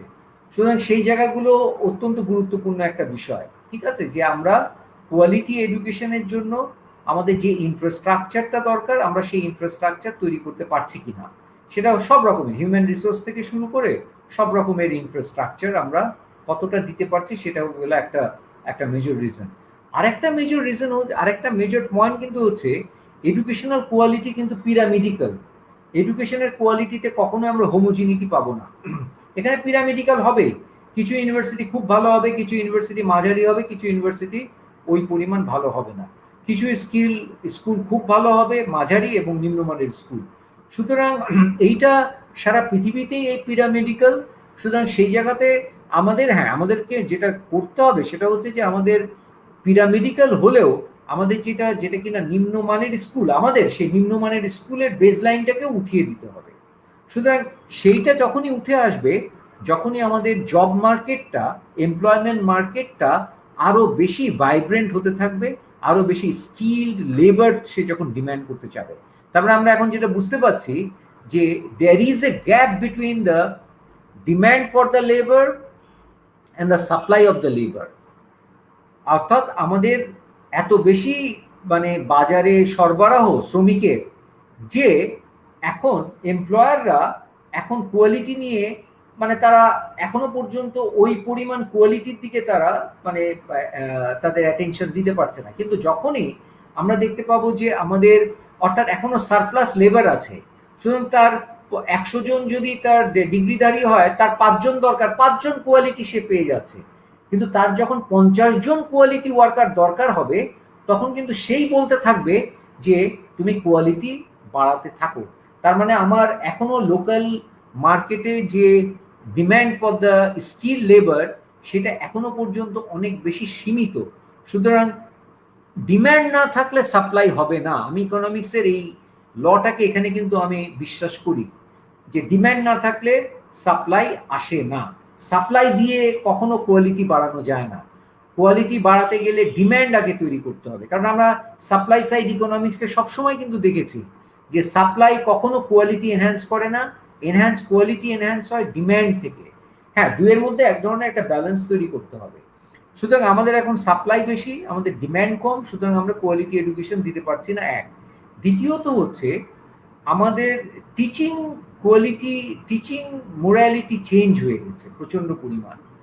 অর্থাৎ আমাদের টিচার্সদের যে মোরাল স্ট্যান্ডার্ড, সেটা সব লেভেলে, প্রাইমারি, সেকেন্ডারি, হায়ার সেকেন্ডারি এবং ইউনিভার্সিটি, হ্যাঁ, সেখানে আমাদের দুটো পরিবর্তন ঘটেছে। একটা পরিবর্তন ঘটেছে ইকোনমিক, টিচারদের ইকোনমিক অ্যাসপিরেশন, মেটেরিয়াল অ্যাসপিরেশন প্রচন্ড বেড়ে গিয়েছে, কারণ এটা সোসাইটিতে বেড়ে গিয়েছে। এভারেজ স্ট্যান্ডার্ড বেড়ে গেলে একটা টিচার বলবে, কখনো একটা teacher he will never be happy যে না ঠিক আছে আমি এরকম ছেঁড়া শার্ট ছেঁড়া প্যান্ট পরে থাকি। হ্যাঁ, এবং আমার জ্ঞান হচ্ছে আমার সবচেয়ে বড় সম্পদ, সুতরাং আমার জ্ঞান আছে, সুতরাং আমার কোনো পার্থিব কল্যাণের দরকার নেই। সুতরাং এই যে পার্থিব কল্যাণের দিকে টিচারদের অ্যাটেনশন চলে গেছে, সুতরাং সেটা কিন্তু একটা বড় রকমের পরিবর্তন এসছে। আরেকটা এসছে politicisation of the teacher, teaching community, সেটা আমাদের দেশে প্রচন্ড রকম ভাবে ঘটেছে। এবং সেইটা যতক্ষণ পর্যন্ত আমরা এডুকেশনাল ইনস্টিটিউশনকে পলিটিক্যালি ইনসুলেটেড না করতে পারছি, পলিটিক্যালি যতক্ষণ পর্যন্ত আমরা এটাকে ডিঅ্যাক্টিভেট না করতে পারছি, ইউনিভার্সিটি এডুকেশনে, যেমন আমি ইউনিভার্সিটি এডুকেশনে পলিটিক্যাল ডিঅ্যাক্টিভেশন ছাড়া আমি কোনো ডেভেলপমেন্টের আমি সম্ভাবনা দেখি না। যতদিন পর্যন্ত পলিটিক্যাল অ্যাক্টিভিজম অত্যন্ত গুরুত্বপূর্ণ থাকবে ইউনিভার্সিটি লেভেলে, university quality will be under pressure. যতক্ষণ পর্যন্ত আমরা পলিটিক্যাল ডিঅ্যাক্টিভেট না করতে পারছি ইউনিভার্সিটি লেভেলে, ততক্ষণ পর্যন্ত আমি কোনো সম্ভাবনা দেখি না। আমি শিক্ষকতা করছি কত বছর হয়ে গেল, আমি শিক্ষকতা করছি প্রায় 36 বছর। সেই 36 বছরের শিক্ষকতাতে আমার ইয়েটা হচ্ছে যে এটাকে একটা নিয়ন্ত্রণের মধ্যে আনতে হবে, তাহলে আমাদেরকে অনেক বেড়ে যাবে। আমি এই তো কয়দিন আগে একটা ইয়েতে দেখছিলাম যে ঢাকা বিশ্ববিদ্যালয় কিংবা কোনো বিশ্ববিদ্যালয়ের শিক্ষকরা প্রমোশনের জন্য অনেক বেশি গুরুত্ব দিচ্ছে রাজনীতিকে অন্য কিছুর চাইতে। সুতরাং সেই জিনিসগুলো আমি মনে করি যে এটা একটা ইম্পর্টেন্ট জিনিস। সেই জায়গাটাতে আমরা একটা দেখতে পাচ্ছি, একটা গ্যাপ দেখতে পাচ্ছি, যে গ্যাপটা আমাদের কাছে মনে হচ্ছে যে আমাদের এডুকেশনাল কোয়ালিটি বাড়ার ক্ষেত্রে, কিন্তু আমরা বুঝতে পারছি এডুকেশনাল কোয়ালিটি বাড়াতে হবে, বিকজ যত বেশি গ্লোবালাইজেশন হবে, আমি কিন্তু এই এডুকেশন নিয়ে আমি যেতে পারবো না। যেমন ইউকের মতো দেশ ইউরোপিয়ান ইউনিয়ন থেকে বেরিয়ে গেল, সে কম্পিটিশন ধারণই করতে পারলো না। তার মানে হচ্ছে যে যত বেশি কম্পিটিশন হবে তত বেশি আমাকে স্কিল লেবার ফোর্স এগিয়ে দিতে হবে, কিন্তু তত বেশি একটা ইউনিভার্সিটি টিচারকে অনেক বেশি তাকে তার কোয়ালিটি এনহ্যান্স করতে হবে, যত দেশ যত গ্লোবালাইজ হবে। ইভেন স্যার, যখন প্রাইমারি এডুকেশনটা যদি দেখি আমাদের দেশে, যেমন প্রাইমারি মানে প্রাথমিক বিদ্যালয়ের শিক্ষক এসএসসি পাস হয়ে উনি প্রাথমিক বিদ্যালয়ে যোগদান করতে পারবেন। তো এই যে এসএসসি পাস করে যোগদান করতে পারলে যেটা হচ্ছে যে আমাদের প্রচুর ধরনের মানে কোরআন কোড খারাপ শিক্ষক এই প্রাইমারি স্কুলে একদম সয়লাভ হয়ে গেছে সারা দেশে। ফলে এই যে ভিত্তিটাই অনেক দুর্বল হয়ে গেছে। আপনি স্যার এই বিষয়টা না কিভাবে না, সে দেখেন? তো বটেই, কারণ এই জায়গাগুলোতে হচ্ছে কি অনেকগুলো মানে তোমার সেকেন্ড যেটা ছিল হেলথের বিষয়টা আমরা একটু আলোচনা করে নিই। Health is a very important thing. বাংলাদেশে কিন্তু হেলথ পারফরমেন্সে প্রচন্ড রকমের, এটা আমরা জানি, তুমি তো হেলথ নিয়ে কাজ করো দীর্ঘদিন। আমাদের লঞ্জিভিটি বেড়েছে, আমাদের মর্টালিটি রেট, আমাদের মরবিডিটি কমেছে, তাই না? আমাদের ইমিউনাইজেশন প্রোগ্রাম এখন ওয়ার্ল্ড অ্যাক্লেম, ঠিক আছে? কিন্তু আমাদের medical service quality is poor. অর্থাৎ আমাদের কতগুলো জায়গায় আমরা ট্রিমেন্ডাসলি আমরা আমাদের ইমপ্রুভমেন্ট ঘটেছে, কিন্তু কোনো কোনো জায়গায় আমরা এখন ট্রিমেন্ডাসলি পিছিয়ে আছি। তার মধ্যে একটা প্রধান আমাদের দুর্বল জায়গা হচ্ছে মেডিকেল সার্ভিস, তার মানে ডাক্তারি সেবা। আমরা স্বাস্থ্য এই যে সেবা খাতে করোনার সময় তো আমরা দেখতে পেলাম যে কি করে এইটা একটা আমাদের মানে আমরা যে এত বলেছি যে আমাদের মেডিকেল সিস্টেমটা অনেক ভালো, অনেক দূর এগিয়েছি, কিন্তু আমরা বেশ অসহায় বোধ করেছি করোনার সময়। রাইট। সুতরাং আমাদের এখন ইমিউনাইজেশন প্রোগ্রাম আমাদের প্রচন্ড ভালো। ইমিউনাইজেশন প্রোগ্রামের আমরা বেনিফিট পেয়েছি, আমাদের চাইল্ড মর্টালিটি ট্রিমেন্ডাসলি কমে এসছে, ঠিক আছে? সুতরাং ইমিউনাইজেশনের প্রোগ্রামের যে বেনিফিটস গুলো বাংলাদেশ পেয়ে গেছে। এখন বাংলাদেশের ইমিউনাইজেশন, বাংলাদেশ আরো কয়েকটা জায়গায় হয়েছে, যেহেতু পভার্টি কমে এসছে, নিউট্রিশনাল লেভেল ইমপ্রুভ করেছে, রাইট? তাহলে ইমিউনাইজেশনের প্রোগ্রাম আরেকদিকে হচ্ছে পভার্টি লেভেল কমা। পভার্টি লেভেল কমাতে আমাদের নিউট্রিশনাল লেভেল ইমপ্রুভ করেছে, নিউট্রিশনাল লেভেল ইমপ্রুভ কমাতে মরবিডিটি কমে এসছে, মরবিডিটি কমার ফলে আমাদের এভারেজ লঞ্জিভিটি বেড়েছে। So this is a very simple equation. সুতরাং বাংলাদেশ পভার্টি মানে রিডাকশনের যে বেনিফিটস এবং ইমিউনাইজেশনের যে বেনিফিটস, সে দুটো বেনিফিটস তারা পেয়ে গেল। তারা একদিকে তাদের চাইল্ড মর্টালিটি কমে গেল, আর একদিকে তাদের লঞ্জিভিটি বেড়ে গেল।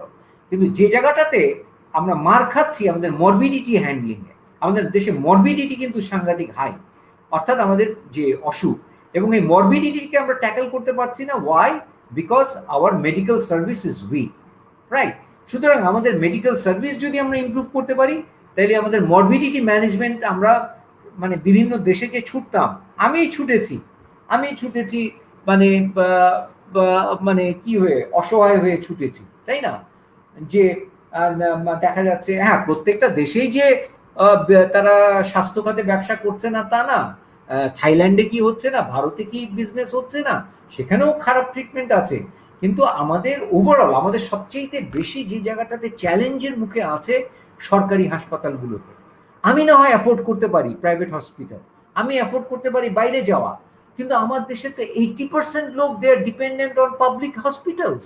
সুতরাং আমাদের মেইন চ্যালেঞ্জ গভর্নমেন্টের জন্য হচ্ছে পাবলিক হসপিটালসকে যেমন করে হোক তার মেডিকেল সার্ভিস কোয়ালিটি ইমপ্রুভ করতে হবেই, যদি আমাদেরকে মরবিডিটি কমাতে হয়, এবং আমাদেরকে যদি এডুকেশনাল অ্যাটেনমেন্ট বাড়াতে হয়। আমার হলের ছেলে মেয়েগুলোর সারা বছরই কোনো না কোনো রকমের তাদের অ্যাবডোমিনাল মানে প্রবলেম থাকে। অ্যাবডোমিনাল প্রবলেম নিয়ে সে কি পড়াশোনা করবে, তাই না?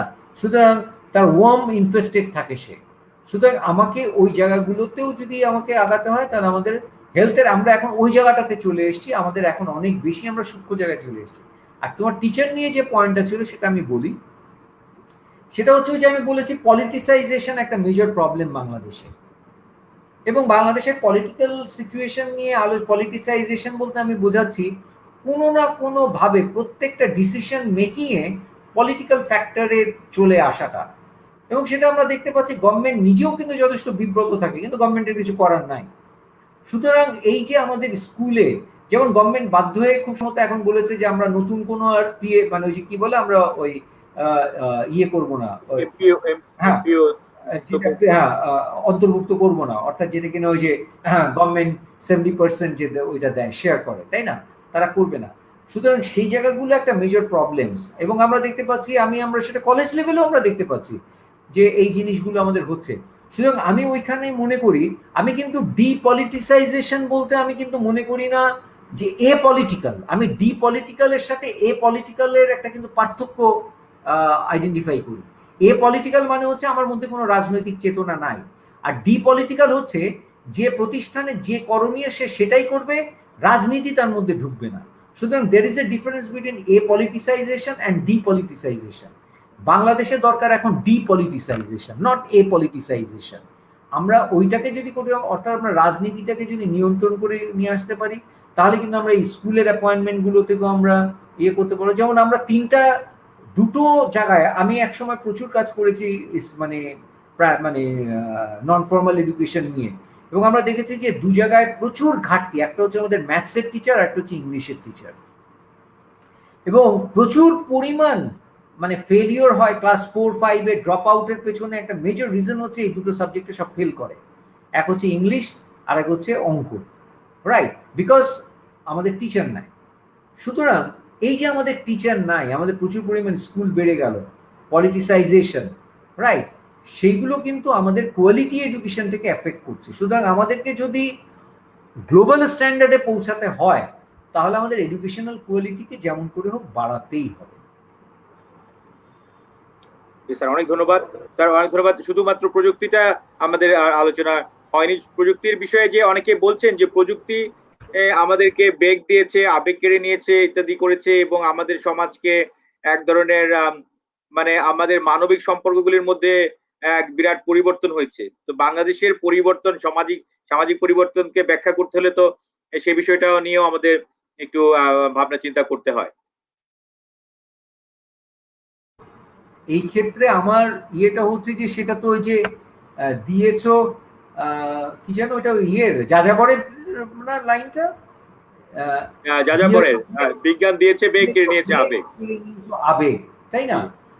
এখন দৃষ্টিপাতেরই তো বোধহয় এটা নাকি? দৃষ্টিপাতেরই লাইন হয়। হ্যাঁ, দৃষ্টিপাতেরই লাইন। তো এখন এই যে মানুষের মানে আমাদেরকে বেগ দিয়েছে, আবেগ কেড়ে নিয়েছে প্রযুক্তি। এখন এইটা কেউ কেউ আছে, যেমন একজন মার্শাল শার্লিন্স বলে একজন অ্যানথ্রোপোলজিস্ট আছেন, তিনি মনে করেন না যে শার্লিন্স বেঁচে নেই, তার wealth of Nations effluent society, তার একটা খুব বিখ্যাত প্রবন্ধ হচ্ছে অ্যাফ্লুয়েন্ট সোসাইটি, এবং সেখানে তিনি বলতে চাচ্ছেন যে the primitive society were affluent society, তাদের কিন্তু প্রযুক্তি ছিল না, কিন্তু সেখানে স্কেয়ারসিটি ছিল না। এখন যেহেতু আমরা লাইফের স্ট্যান্ডার্ড বলতে মনে করছি আমাদের মেটেরিয়াল ডেভেলপমেন্টের লাইফ, অর্থাৎ আমরা যখনই বলছি ওই যে আমি যে শুরু করেছিলাম ডেভেলপমেন্ট, হোয়াট ইজ ডেভেলপমেন্ট? যেখানে রোডস আছে। What is development? যেখানে আমি গাড়িতে চড়ছি। What is development? যেখানে আমি প্লেনে চড়ছি। সুতরাং আমি কিন্তু সায়েন্স থেকে যে টেকনোলজি বেরিয়ে আসলো, সেই টেকনোলজি যে লাইফ আমাদের যে ফর্মস অফ লাইফ দিল, সেই ফর্মস অফ লাইফ থেকে আমি আইডিয়াল ফর্ম বলছি। এখন ওইটা থেকে যদি আমরা বেরিয়ে আসতে পারি, what is ideal form of life, technology based or non technology based, or there must be a balance between the two. কোনো কোনো সোশ্যাল সায়েন্টিস্ট বলছে যে হ্যাঁ আমি প্রিমিটিভিজমে ফিরে যেতে চাই না, কিন্তু তারা তখন একটা নতুন শব্দ দিল, ফিলসফিক্যাল অ্যানথ্রোপোলজি। তারা বলছে যে হ্যাঁ আমি হিউম্যান বিইং আমরা চিন্তা করব, কিন্তু আমাদেরকে আমরা প্রিমিটিভ সোসাইটির কথা চিন্তা করব, কিন্তু আমাদের অ্যাট দ্য সেম টাইম আমাদেরকে ফিলসফিক্যালি গুড অ্যান্ড ব্যাড এইটাকে আমাদের বুঝতে হবে। সুতরাং আমরা যে জিনিসটাকে একেবারেই ইগনোর করছি, that is the evaluation of the good and bad. সুতরাং that is a completely subjective mind. সুতরাং আমাদেরকে আবার সাবজেক্টিভ মাইন্ডে গুরুত্ব দিতে হবে rather than only the objective mind. Objective mind বলতে আমি বোঝাচ্ছি আমার মেটেরিয়াল ডেভেলপমেন্ট কতটা হয়েছে, আর সাবজেক্টিভ মাইন্ড বলতে আমি বোঝাচ্ছি যে আমার নন মেটেরিয়াল ওয়েলফেয়ার কতটা সাধিত হচ্ছে। সুতরাং সেই দিকে যদি আমরা আরো বেশি যেতে পারি, নন মেটেরিয়াল ওয়েলফেয়ারের বিষয়টাকে যদি আরো বেশি আমরা অনুধাবন করতে পারি, তাহলে কিন্তু টেকনোলজির এই নেগেটিভ কনসিকুয়েন্সটাকে আমরা যথেষ্ট নিয়ন্ত্রণ করতে পারবো। স্যার অনেক অনেক ধন্যবাদ। আমরা তো দীর্ঘক্ষণ ধরে আলোচনা করছি। আমাদের যে এই যে একটা ওয়েবিনার সংস্কৃতি আমরা চালু করেছি এই প্যান্ডেমিকের সময়, আমরা দেখছি যে আমরা 1 ঘন্টার বেশি সেটা খুব বেশি আমাদের শ্রোতা দর্শক মণ্ডলীর জন্য খুব বেশি সুখপ্রদ হয় না। সেই কারণে আমরা 1 ঘন্টার মধ্যেই রাখতে চাই, কিন্তু আমরা অলরেডি 1 ঘন্টার উপরে আলাপ আলোচনা করেছি। আপনাকে স্যার শেষ প্রশ্নটা করতে চাই হচ্ছে যে আপনি নিজে ব্যক্তিগতভাবে তো এই সমস্ত সামাজিক প্রক্রিয়ার মধ্যে আপনি ছিলেন, আপনি একদম বলা যায় ত্রিকালদর্শী, আপনি সমস্ত সময়গুলি দেখেছেন এবং এই যে আমাদের ওই ঐতিহাসিক যে বাঘগুলি সেগুলিও আপনি প্রত্যক্ষভাবে দেখেছেন। তো আপনি বাংলাদেশ নিয়ে কতটা আশাবাদী, বা বাংলাদেশের যে যে বর্তমান বাংলাদেশ, সেই বাংলাদেশ নিয়ে আপনার কি মতামত? না, বাংলাদেশের মানে আমি যদি খুব বেশি টেকনিক্যাল অ্যান্সার দিতে চাই, technical answer is very clear যে বাংলাদেশ সাংঘাতিক রকম ভাবে একটা মানে বলে ইমার্জিং এবং মানে প্রসপারিং নেশন। যেমন আমি কালকে একটা ডেটা দেখছি যে বাংলাদেশের মানে এই কোভিড এর মধ্যে সবচেয়ে বেশি জিডিপি গ্রোথ হয়েছে বাংলাদেশের 3.8, right, and that is higher than the China even, যে আমাদের জিডিপি গ্রোথ 3.9% হয়েছে। সো ইকোনমিক্যালি বাংলাদেশ এগিয়ে যাচ্ছে প্রচন্ড, দেয়ার ইজ নো ডাউট। এবং এটা এবং যেহেতু একটা এক রকমের পলিটিক্যাল একটা স্ট্যাবিলিটি আছে, পলিটিক্যাল স্ট্যাবিলিটি বলতে আমি বোঝাচ্ছি যে প্রসেশন ইত্যাদি, লকডাউন, হ্যাঁ, হরতাল ইত্যাদি বা এই জিনিসগুলো নাই, ইনভেস্টমেন্ট হচ্ছে, সুতরাং বাংলাদেশ ইকোনমিক্যালি সাংঘাতিকভাবে এগিয়ে যাচ্ছে। কিন্তু বাংলাদেশে কিন্তু অন্যান্য কতগুলো জায়গাতে নতুন নতুন প্রবলেম তৈরি হয়েছে। আমি 3-4টা প্রবলেম বলি যেটা কিনা আমরা কিছুটা রিসার্চ থেকে বলি। একটা হচ্ছে আমাদের ফ্যামিলিয়াল ইন্টিগ্রেশন কমে এসছে, ডিভোর্স রেট বেড়ে গেছে প্রচুর, যেটা আমরা বিভিন্ন রিসেন্ট স্টাডি থেকে দেখতে পাচ্ছি। So this is one reason. Divorce রেটের পেছনে অনেক অনেক কারণ আছে, আমি জাস্ট একটা বললাম। আর একটা আমাদের মেজর আমি যে প্রবলেমটা আমি দেখতে পাই সেটা হচ্ছে আমাদের দেশের যে এই চাইল্ড যে এক ধরনের যে গ্যাং কালচারের যে ইমার্জেন্সটা, আমাকে খুব ব্রাজিলের কথা আমি কিছু মুভি দেখেছি এবং সেই মুভিগুলো আমাকে ব্রাজিলের মুভিগুলো দেখেছি এবং আমার কাছে মনে হচ্ছে যে বাংলাদেশ কি ওই দিকে এগিয়ে যাচ্ছে কিনা। স্লামস এবং গ্যাং কালচারের পেছনে প্রধান কারণ থাকে আরবান এরিয়াতে যে সোশ্যাল ইনইকুয়ালিটিটা হয়, অর্থাৎ বাংলাদেশে যত বেশি সোশ্যাল ইনইকুয়ালিটি বাড়তে থাকবে এবং তত বেশি এই ধরনের গ্যাং কালচার হবে। এবং এখানে আমি লাস্ট আরেকজন সমাজবিজ্ঞানী মানে রবার্ট মার্টিনের উদাহরণ দিতে পারি যে কেন গ্যাং কালচার তৈরি হয়। গ্যাং কালচার তৈরি হয় যখনই সে দেখে আমি স্লামে থাকি, আমার পাশে বিরাট বিল্ডিং, আমি কেন ওই বিল্ডিং এ উঠতে পারবো না, তখন সে যে রেগুলার ইনস্টিটিউশনাল ফ্রেমওয়ার্ক থেকে সে বেরিয়ে যায়। রেগুলার ইনস্টিটিউশনাল ফ্রেমওয়ার্কে সে যখন তার কাঙ্ক্ষিত লক্ষ্যে পৌঁছাতে পারে না, তখন সে ইররেগুলার ফ্রেমওয়ার্কে যায়। এক, দ্বিতীয়ত হচ্ছে গ্যাং কালচারকে পলিটিক্যাল প্রমোশন তারা পায়। সুতরাং বাংলাদেশে এটা একটা মেজর থ্রেট। তার মানে হচ্ছে বাংলাদেশের ইয়াং জেনারেশন কে যদি আমরা প্রপারলি হ্যান্ডেল না করতে পারি তাহলে ডিজেনারেশনের সম্ভাবনা আছে প্রচুর পরিমাণ। So that is a major problem. আর ক্লাইমেটিক ক্রাইসিস এই ইত্যাদিগুলো আছে, সেটা আমি গ্লোবাল ক্রাইসিস। কিন্তু বাংলাদেশের সোশ্যাল লেভেলে এই জিনিসগুলো হচ্ছে। আর কালচারাল লেভেলে আমার কাছে যেটা মনে হয় যে আমাদের এখন এই there is a conflict between the liberalism and conservatism, সেটা অন্যান্য পৃথিবীতেও হচ্ছে এবং বাংলাদেশ ইজ নট এক্সেপশন। যে লিবারালিজম এবং কনজারভেটিজমের মধ্যে যে এক ধরনের একটা কন্ট্রাডিকশন, একটা কনফ্লিক্ট চলছে, সেটা একটা মেজর থ্রেট। সুতরাং সেই থ্রেটগুলো বাংলাদেশে আছে, কিন্তু বাংলাদেশে ওভারঅল ইকোনমিক ডেভেলপমেন্ট এগিয়ে যাচ্ছে, অন্যান্য ডেভেলপমেন্টগুলো এগিয়ে যাচ্ছে, কিন্তু সেই জায়গাটাতে আর পলিটিক্যাল একটা কনসেনসাস আর একটা মেজর ইস্যু হয়ে দাঁড়াবে। এবং আমরা জানি না সেটাকে আমরা কিভাবে আগামী বছরগুলোতে আমরা হ্যান্ডেল করতে পারবো, কিন্তু সেই দ্যাট ইজ এ লুমিং ক্রাইসিস। এই আমার মোটামুটি বাংলাদেশ সম্পর্কে। স্যার অনেক ধন্যবাদ। খুবই আমাদের মনে হয় যে প্রাণবন্ত আলোচনা হলো আমাদের শ্রোতা দর্শক মন্ডলী। আমরা এতক্ষণ বাংলাদেশের সামাজিক পরিবর্তন বিষয়ে অল্প কিছু আলাপ আলোচনা করলাম। আপনারা জানেন যেহেতু বিরাট স্পেকট্রামের আলোচনা, দীর্ঘ সময় ধরে করলেও এইটার কোনো আমাদের কোনো কনক্লুসিভ সেরকম বিষয় নাই, আমরা যে আলোচনা করলাম। আমরা আমাদের কিছু সম্মানিত দর্শক যারা আমাদের কিছু মন্তব্য পাঠিয়েছেন সেগুলি আমি জাস্ট একটু শেয়ার করছি। আমাদের অধ্যাপক সাদিক আলিম উনি দুটো মন্তব্য পাঠিয়েছেন, সেটা আমি শেয়ার করছি। আমাদের জাকি হাসান উনি একটা মন্তব্য পাঠিয়েছেন, সেটাও আমরা শেয়ার করলাম। তো শ্রোতা দর্শক মন্ডলী, আপনাদের সবাইকে ধন্যবাদ জানাই এবং এই রাত পর্যন্ত জেগে আমাদের এই আলোচনা আপনারা শুনেছেন, আমাদের সাথে অংশগ্রহণ করেছেন। আমরা আপনাদেরকে আবারও ধন্যবাদ জানিয়ে, এবং বিশেষ করে অধ্যাপক মনিরুল ইসলাম খান, আপনি আমাদের এই যে প্রায়োগিক নৃবিজ্ঞান ইনস্টিটিউট, যেটা ইনস্টিটিউট অফ অ্যাপ্লাইড অ্যানথ্রোপোলজি, সেখানে আপনি সবসময় আপনার মূল্যবান মতামত রেখেছেন। আজকের ওয়েবিনারেও আপনি আমাদেরকে সময় দিয়েছেন, আপনাকে অসংখ্য ধন্যবাদ জানিয়ে এবং শ্রোতা দর্শক মন্ডলীকে ধন্যবাদ জানিয়ে আজকের এই আলোচনা আমরা এখানেই শেষ করছি। আপনাদের সবাইকে ধন্যবাদ। মাচ তোমাকে অসংখ্য ধন্যবাদ এবং আশা করছি ভবিষ্যতে আবার আমরা কোনো একদিন আলোচনা অবতীর্ণ হব। জি, ধন্যবাদ স্যার। শুভরাত্রি সবাইকে। জি, শুভরাত্রি। হুম।